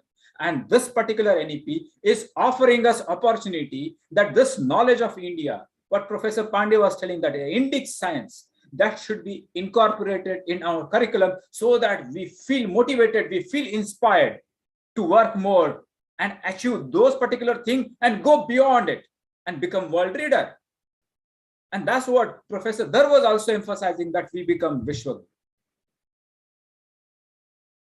Another most important aspect is examinations and evaluations. Our assessments are not properly good. And I hope all of you agree with this. What is the current evaluation system is telling us? We are training our students to mug up, go into particular exam room and omit over there. That's not the right choice. And therefore, not only the education should be holistic, but the evaluation should be also holistic. We should develop, understand the analytical thinking and the understanding of the student and not the memory. Google is there to test the memory. Why should I memorize particular thing? But whether I have understood a particular thing which will help me to innovate.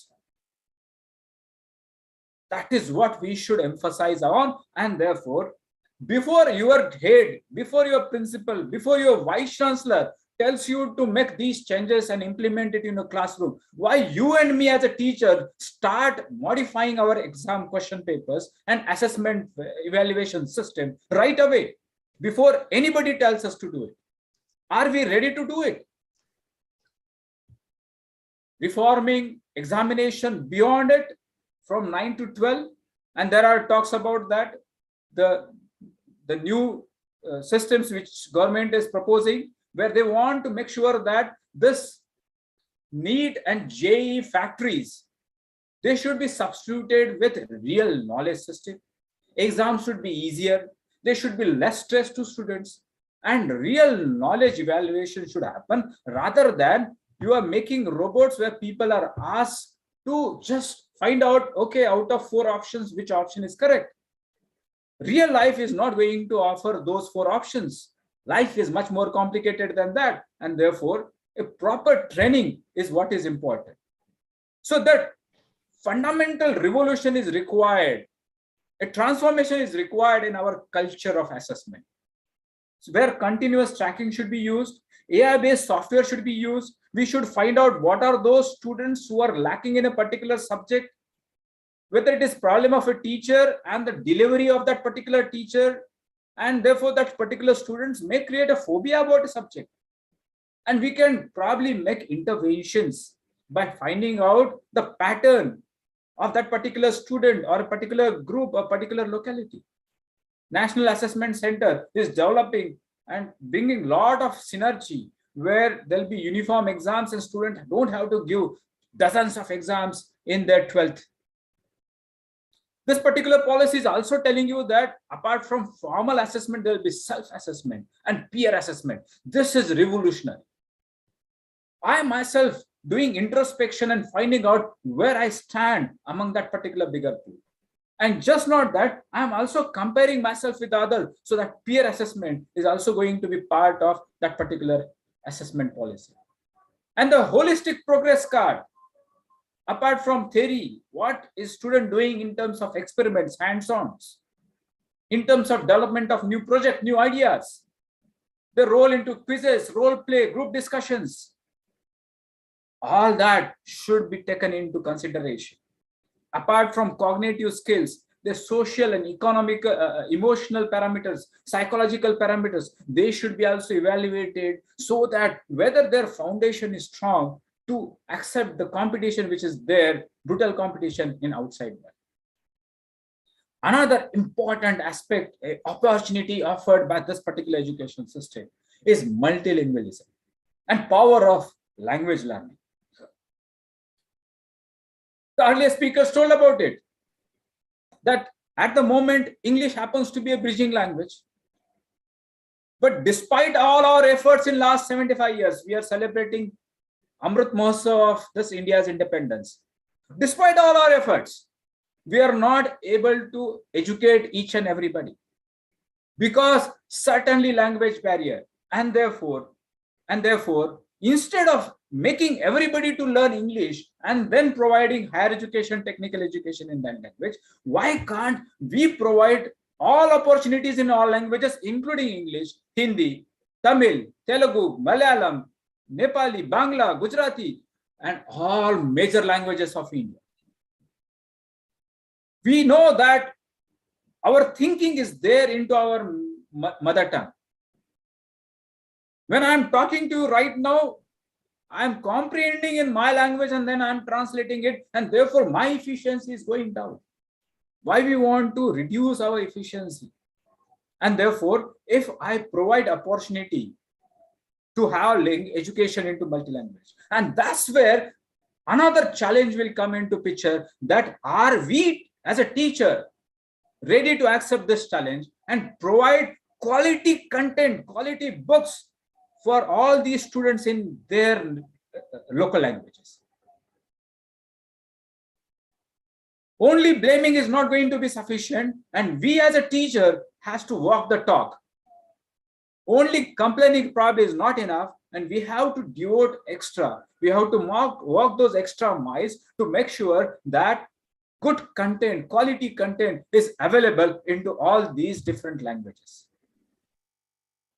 I'm not going to talk about the resources part because that's part of policymakers, and those policymakers will take care of this, that how they are going to have a lot of investment, how there should be collaboration between public and private, how there should be involvement of people and industries and those entrepreneurs who are going to invest.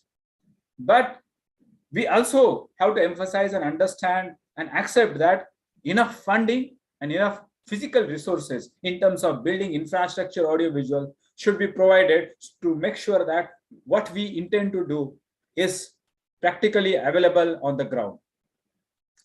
Again, I'll skip about the standard setting and accreditation and come on this important aspect, the main pillar and stakeholder of education system, that is teachers' education, teachers' training. There is a new beard which will take care of those people who will get the most recent training. But what about the existing teachers? And that is a big challenge, where the existing teachers who are acclimatized to the existing system, and as we discussed, there are lots of flaws. It demands reforms. So what is that they are supposed to do? I'm sure most of you have watched that particular serial, Chanakya. And that Chanakya serial has lots of famous dialogues. One of those is that शिक्षक की गोदी में उत्थान और पतन दोनों पलता है. Teacher is a creator and teacher is a destroyer. Which role we want to play? Do we want to become a creator? And that job is not easy. It's a painful. It goes through hard work. And that is what it is, that the evaluation, the holistic education, those reforms which we are talking about, those integrations we are talking about, demolition of those man-made walls, all that are because of our mindset, our conduct and our actions. Until and unless we change our mindset, we change our actions, if we don't devote enough time, this is not going to happen. And therefore, when we are going to train new teachers, yes, there'll be a system into place, but there's a huge pool, a larger pool of existing teachers, and that is going to be a big challenge. That is the teachers' education. So a lot of discussion is there on improving teachers' education. They're going to talk about these modules. They are going to talk about teachers' eligibility test. They're going to talk about those QIP programs and CEP programs where teachers will be trained.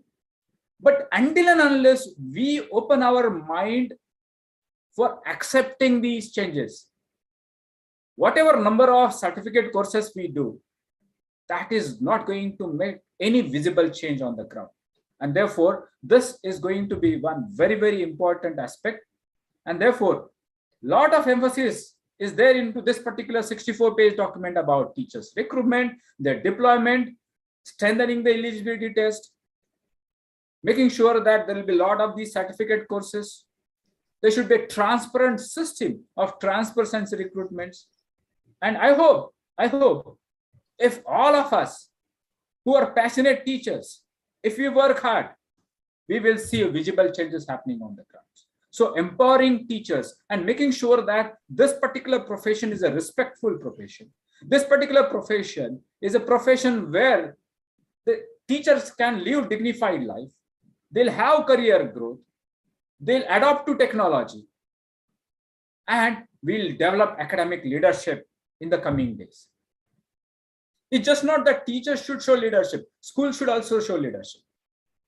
And those schools should also help that whatever the big picture is NEP is providing, that continuous professional development programs, if they are available, schools should give, college should give, institution give leaves to those students, teachers, so that those opportunities can be encashed.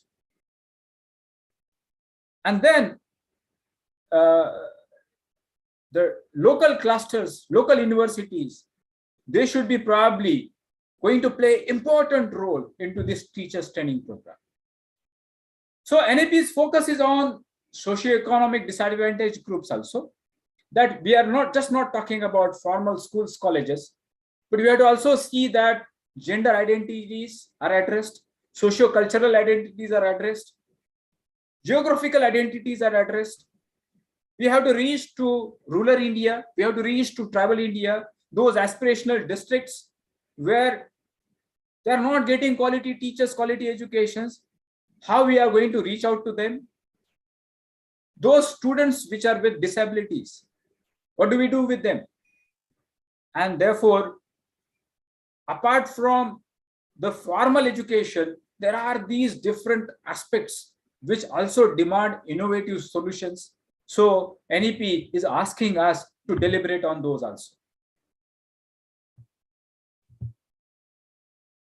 Therefore, supporting children with special needs, enabling mechanisms so that those Divyangs, they should have right opportunities to learn whatever they are supposed to have. And they demand a special curriculum for themselves. We completely ignore their necessities. And this NEP is asking us, appealing us that yes, please do something for those Divyang students also.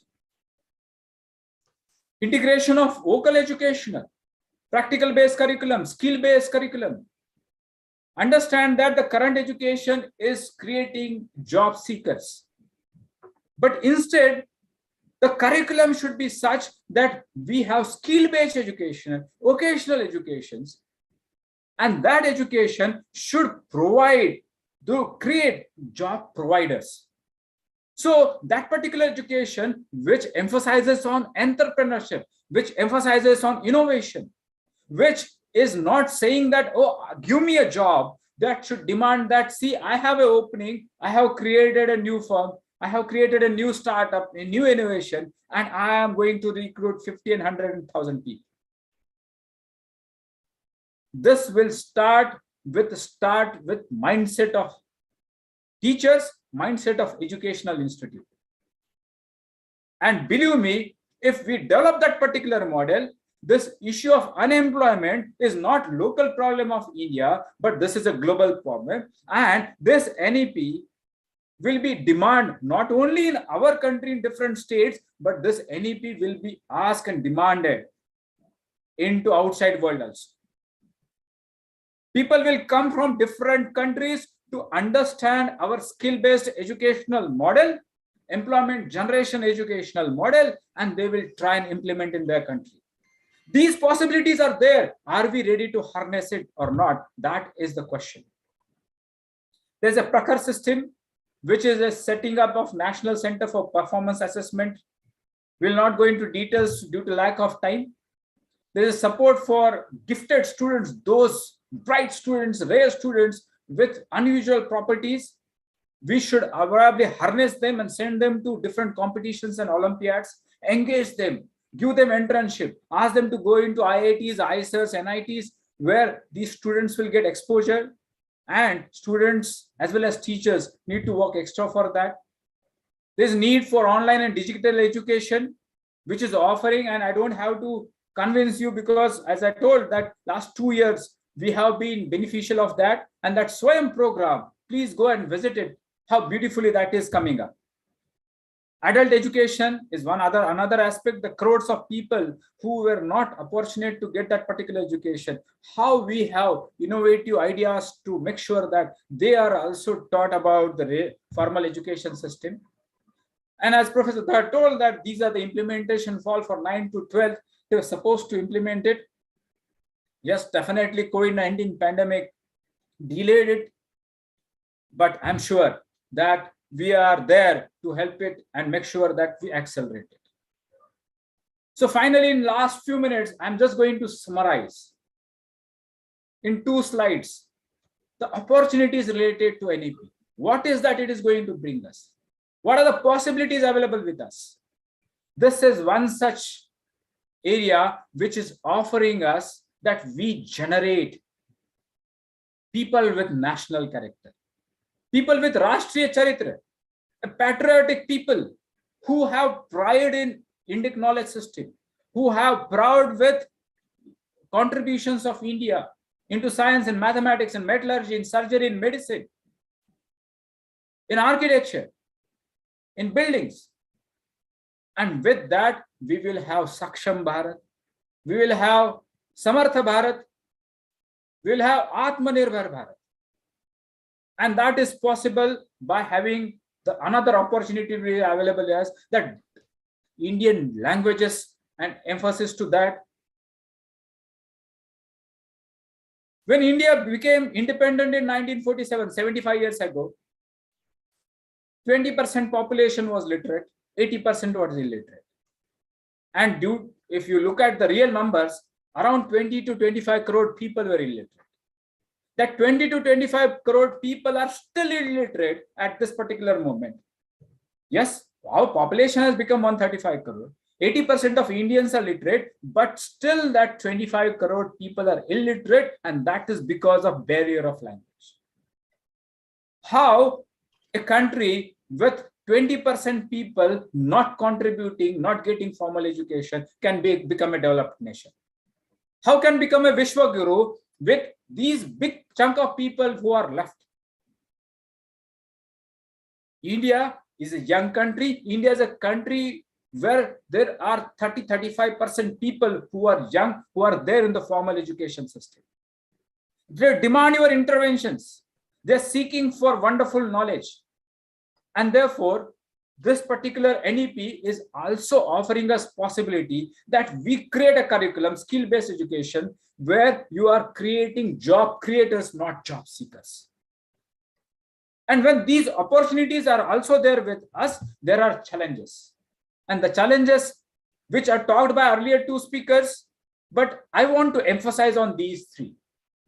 The main challenge is about curriculum development, skill-based curriculum development. The curriculum based on Bharatiyata, curriculum based on emphasis on Indian contribution. My son is studying in class 5th in one of the very prestigious school in Indore. I was going through his Hindi textbook, Prabhav Hindi Pathmal. The 4th chapter is about biography of Mount Everest. 2-page document is talking about Mount Everest talking to students. And one of the paragraph telling you that my name is Mount Everest because one of the mountaineer, Everest, George Everest, came and visited me. It's a blunt lie. George Everest was a surveyor of India. He recruited one of the bright Indian scholar, Radhanath Sikdar.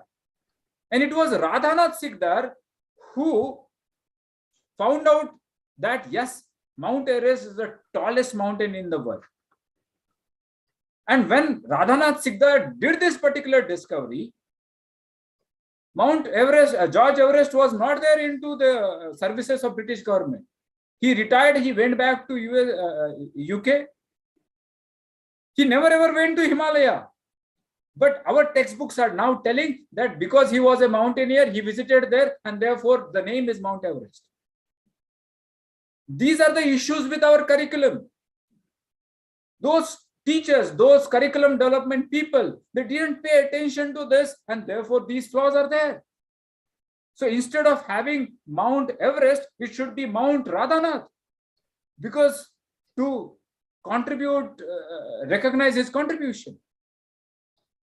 So a lot of efforts are required in curriculum development.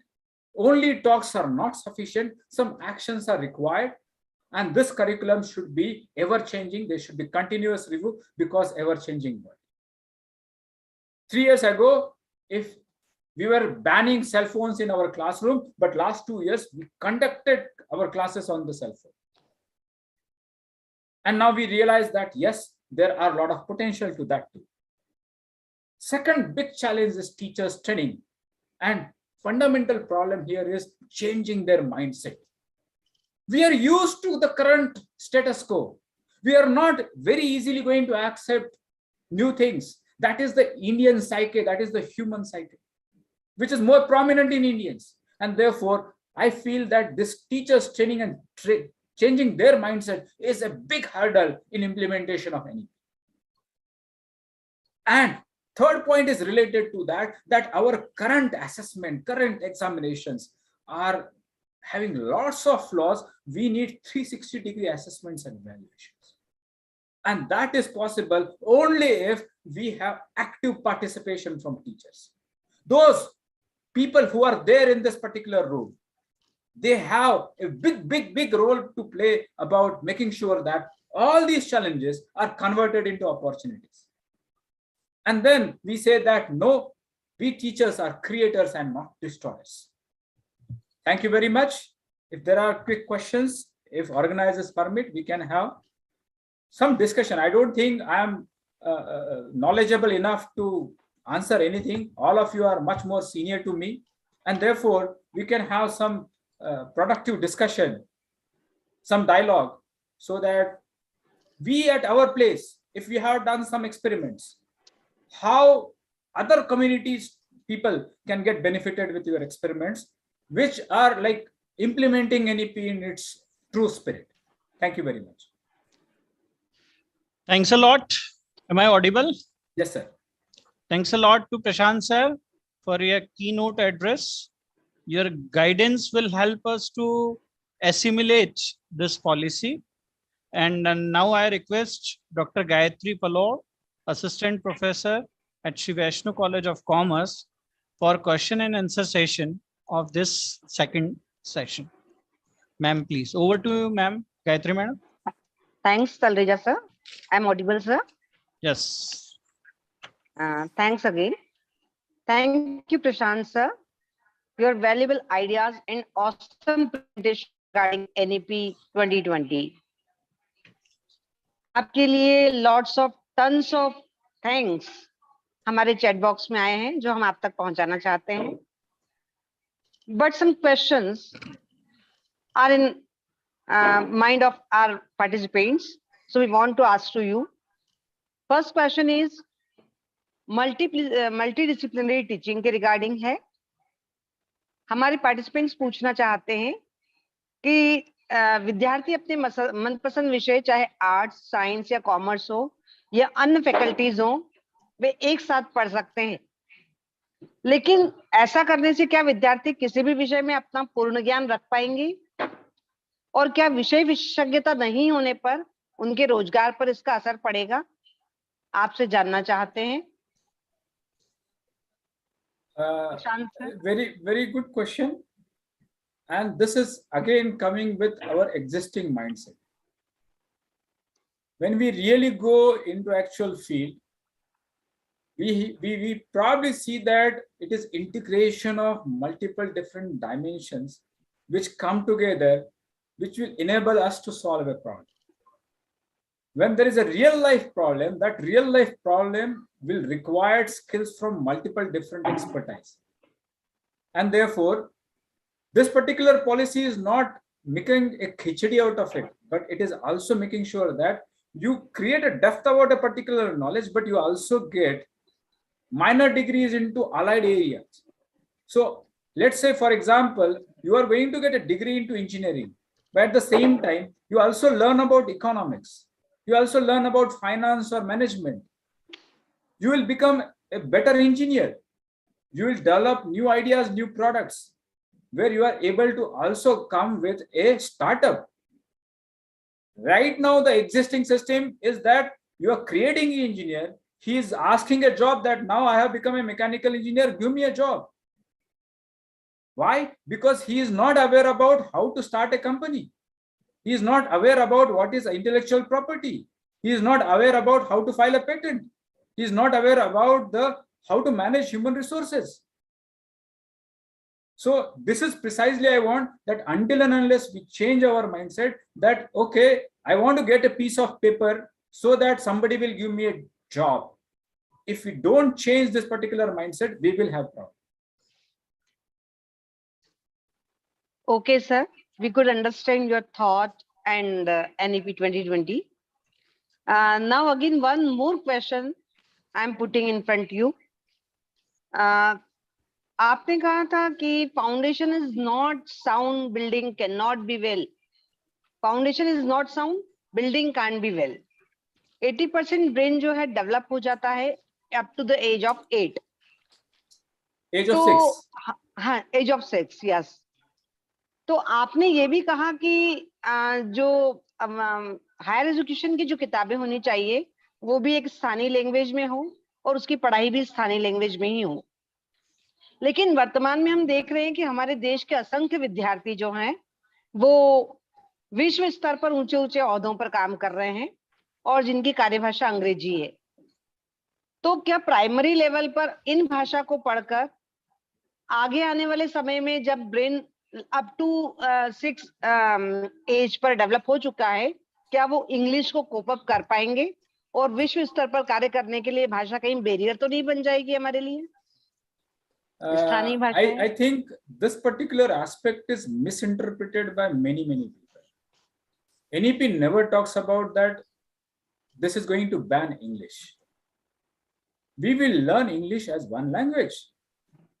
But if I am more comfortable in learning sciences, learning mathematics into my local language, and therefore I can understand it better, why I should not be given that privilege?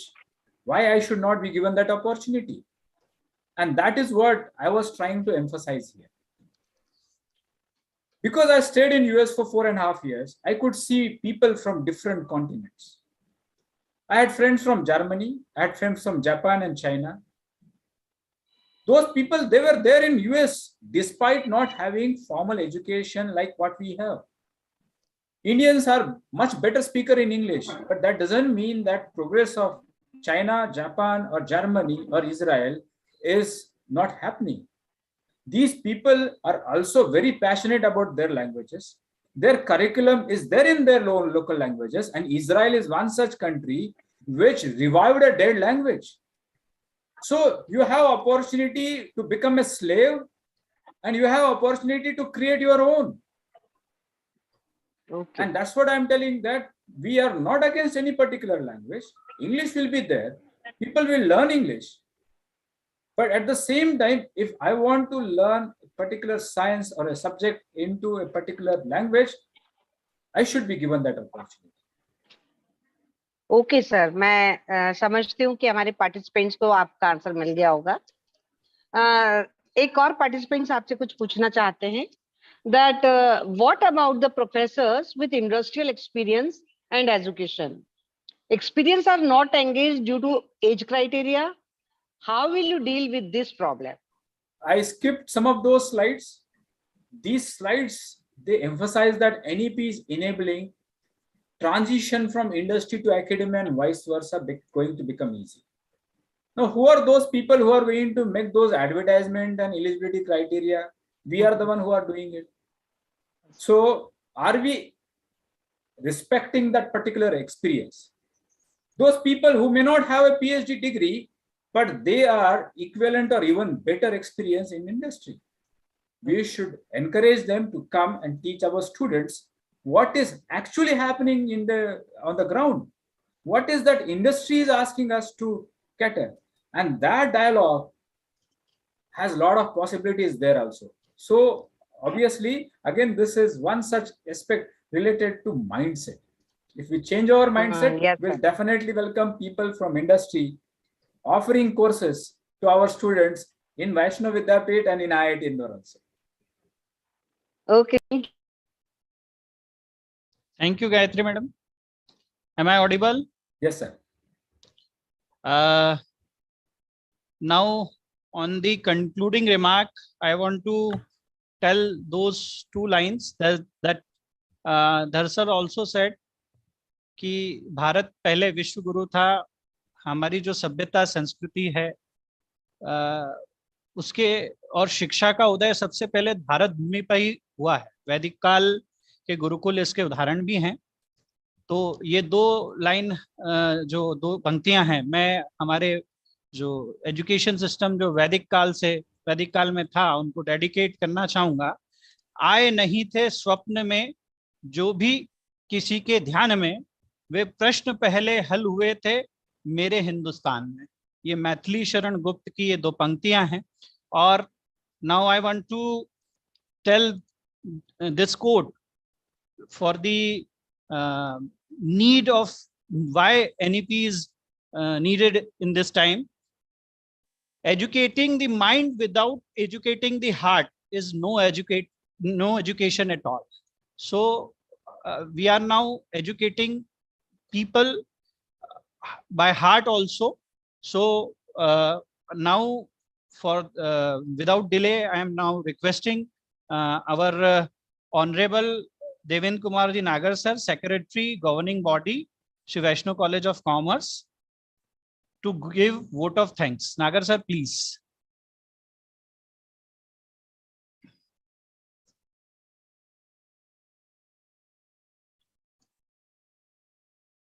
Devendra Kumar Nagar sir. Rakesh sir. Rakesh sir. हाँ, मैंने post बना रखा है नागर sir को, sir कर रहे हैं, जुड़ रहे हैं। अच्छा, before vote of thanks start, I want to give some information to all the participants that we shared the feedback link on the chat box. Don't share with anyone else because we are giving certificate only to those participants who are attending both the sessions. So here is the feedback link in the chat box.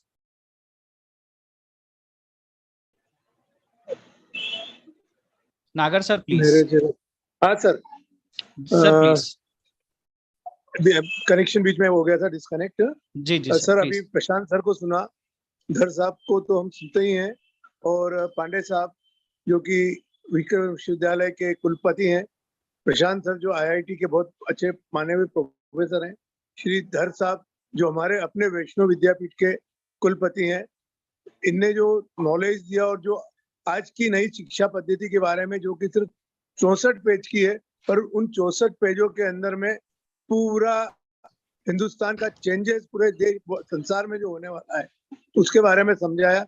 उनका मैं बहुत बहुत संस्था की तरफ से, वैष्णव commerce college की तरफ से, अपनी तरफ से आभार मानता हूं। और जो अरेंज आप लोगों ने किया है वैष्णव कॉमर्स कॉलेज के स्टाफ ने, उसके लिए उनको बहुत बहुत धन्यवाद देता हूं। इस तरह के नॉलेजेबल सेमिनार्स जो होते हैं उसमें बहुत कुछ सीखने को मिलता है, बहुत कुछ नई नई बातें सीखने को मिलती है। जैसे सर ने बताया एवरेस्ट नाम क्यों पड़ गया, क्योंकि वो अंग्रेजों ने अपना नाम डालना था इसलिए डाल दिया, और जो आदमी रियल गया है उसका नाम का अता पता ही नहीं है। इस तरह की कई चीजें हैं जो भारत के अंदर में गुमराह की गई है। भारत के एक पूरे वर्ग को सिर्फ लिपक बनाने के हिसाब से अंग्रेजों ने उनकी पढ़ाई कराई है कि वो उनके अंडर में काम करते रहे, जबकि उनका नॉलेज और उनका जो अपना दिमागी कैलिबर कैलिबर जो था वो संसार के कोई भी कोने में कहीं से भी, और विशेष करके इन अंग्रेजों से बहुत ज्यादा था, पर तलवार की और बंदूक की नोक पर उनने अपने को क्लर्क बना के रखा है। और उस कैलिबर का आज पता लग रहा है कि अमेरिका की जितनी बड़ी बड़ी कंपनियां हैं आईआईटीज की, उसके अंदर में भारत के जितने भी अच्छे अच्छे लोग हैं वो सीईओ और बड़े बड़े ओहदों पर बैठ करके उन कंपनियों का संचालन कर रहे हैं। और हिंदुस्तान की भी जो बड़ी बड़ी कंपनियां हैं, टाटा की, इन्फोसिस वगैरह, जो आज पूरा उनका काम सिर्फ पर मैन्युफैक्चरिंग नहीं है, मैन्युफैक्चरिंग का पूरा काम अमेरिकन ने अपने पास में रखा है। इनका काम सिर्फ उनको सप्लाई करके और उनके जो मैन्युफैक्चरिंग जो उनने किया उसको कंटिन्यू करवाना और उससे काम करवाना है। अब ये काम मोदी जी के नेतृत्व में भारत में जो चालू हुआ है कि लोकल भाषा में, जैसा प्रशांत सर ने बताया कि लोकल भाषा के अंदर ही पढ़ाई होगी तो आदमी का, बच्चे का दिमाग जो है उससे डेवलपमेंट लेगा, पर साथ में अपनी जो दूसरी भाषा है संसार के जो चलती है उसका नॉलेज भी बहुत ज्यादा जरूरी है। और वो साथ में रहेगा तो डेवलपमेंट जो होगा उसका कोई मुकाबला नहीं रहेगा। ये कह के मैं सबका बहुत बहुत आभार मानता हूँ। बहुत बहुत धन्यवाद। आपने अमूल्य समय अपना पांडे सर ने, प्रशांत सर ने और धर साहब ने अमेरिका से बैठ करके जो दिया उसके लिए बहुत बहुत धन्यवाद, बहुत बहुत आभार। जय हिंद, जय Bharat, Vande Mataram. Thanks a lot, Nagar sir. And I would like to thanks also our technical committee, Professor Rakesh Upadhyay, Professor Rajesh Sethi, and I would like to thank my organizing committee also, Dr. Mandeep Kaur Chavda, Dr. Gayatri Palod, Professor Anshu Mishra, Professor Vibhor Aaron, and also I thanks to Dr. Paritosh Avasti and my colleagues also. Jai Hind, Jai Bharat, Vande Mataram. Thank you. Rakesh sir, please end the meeting. ठीक है, चल रहे हैं वो यहाँ वो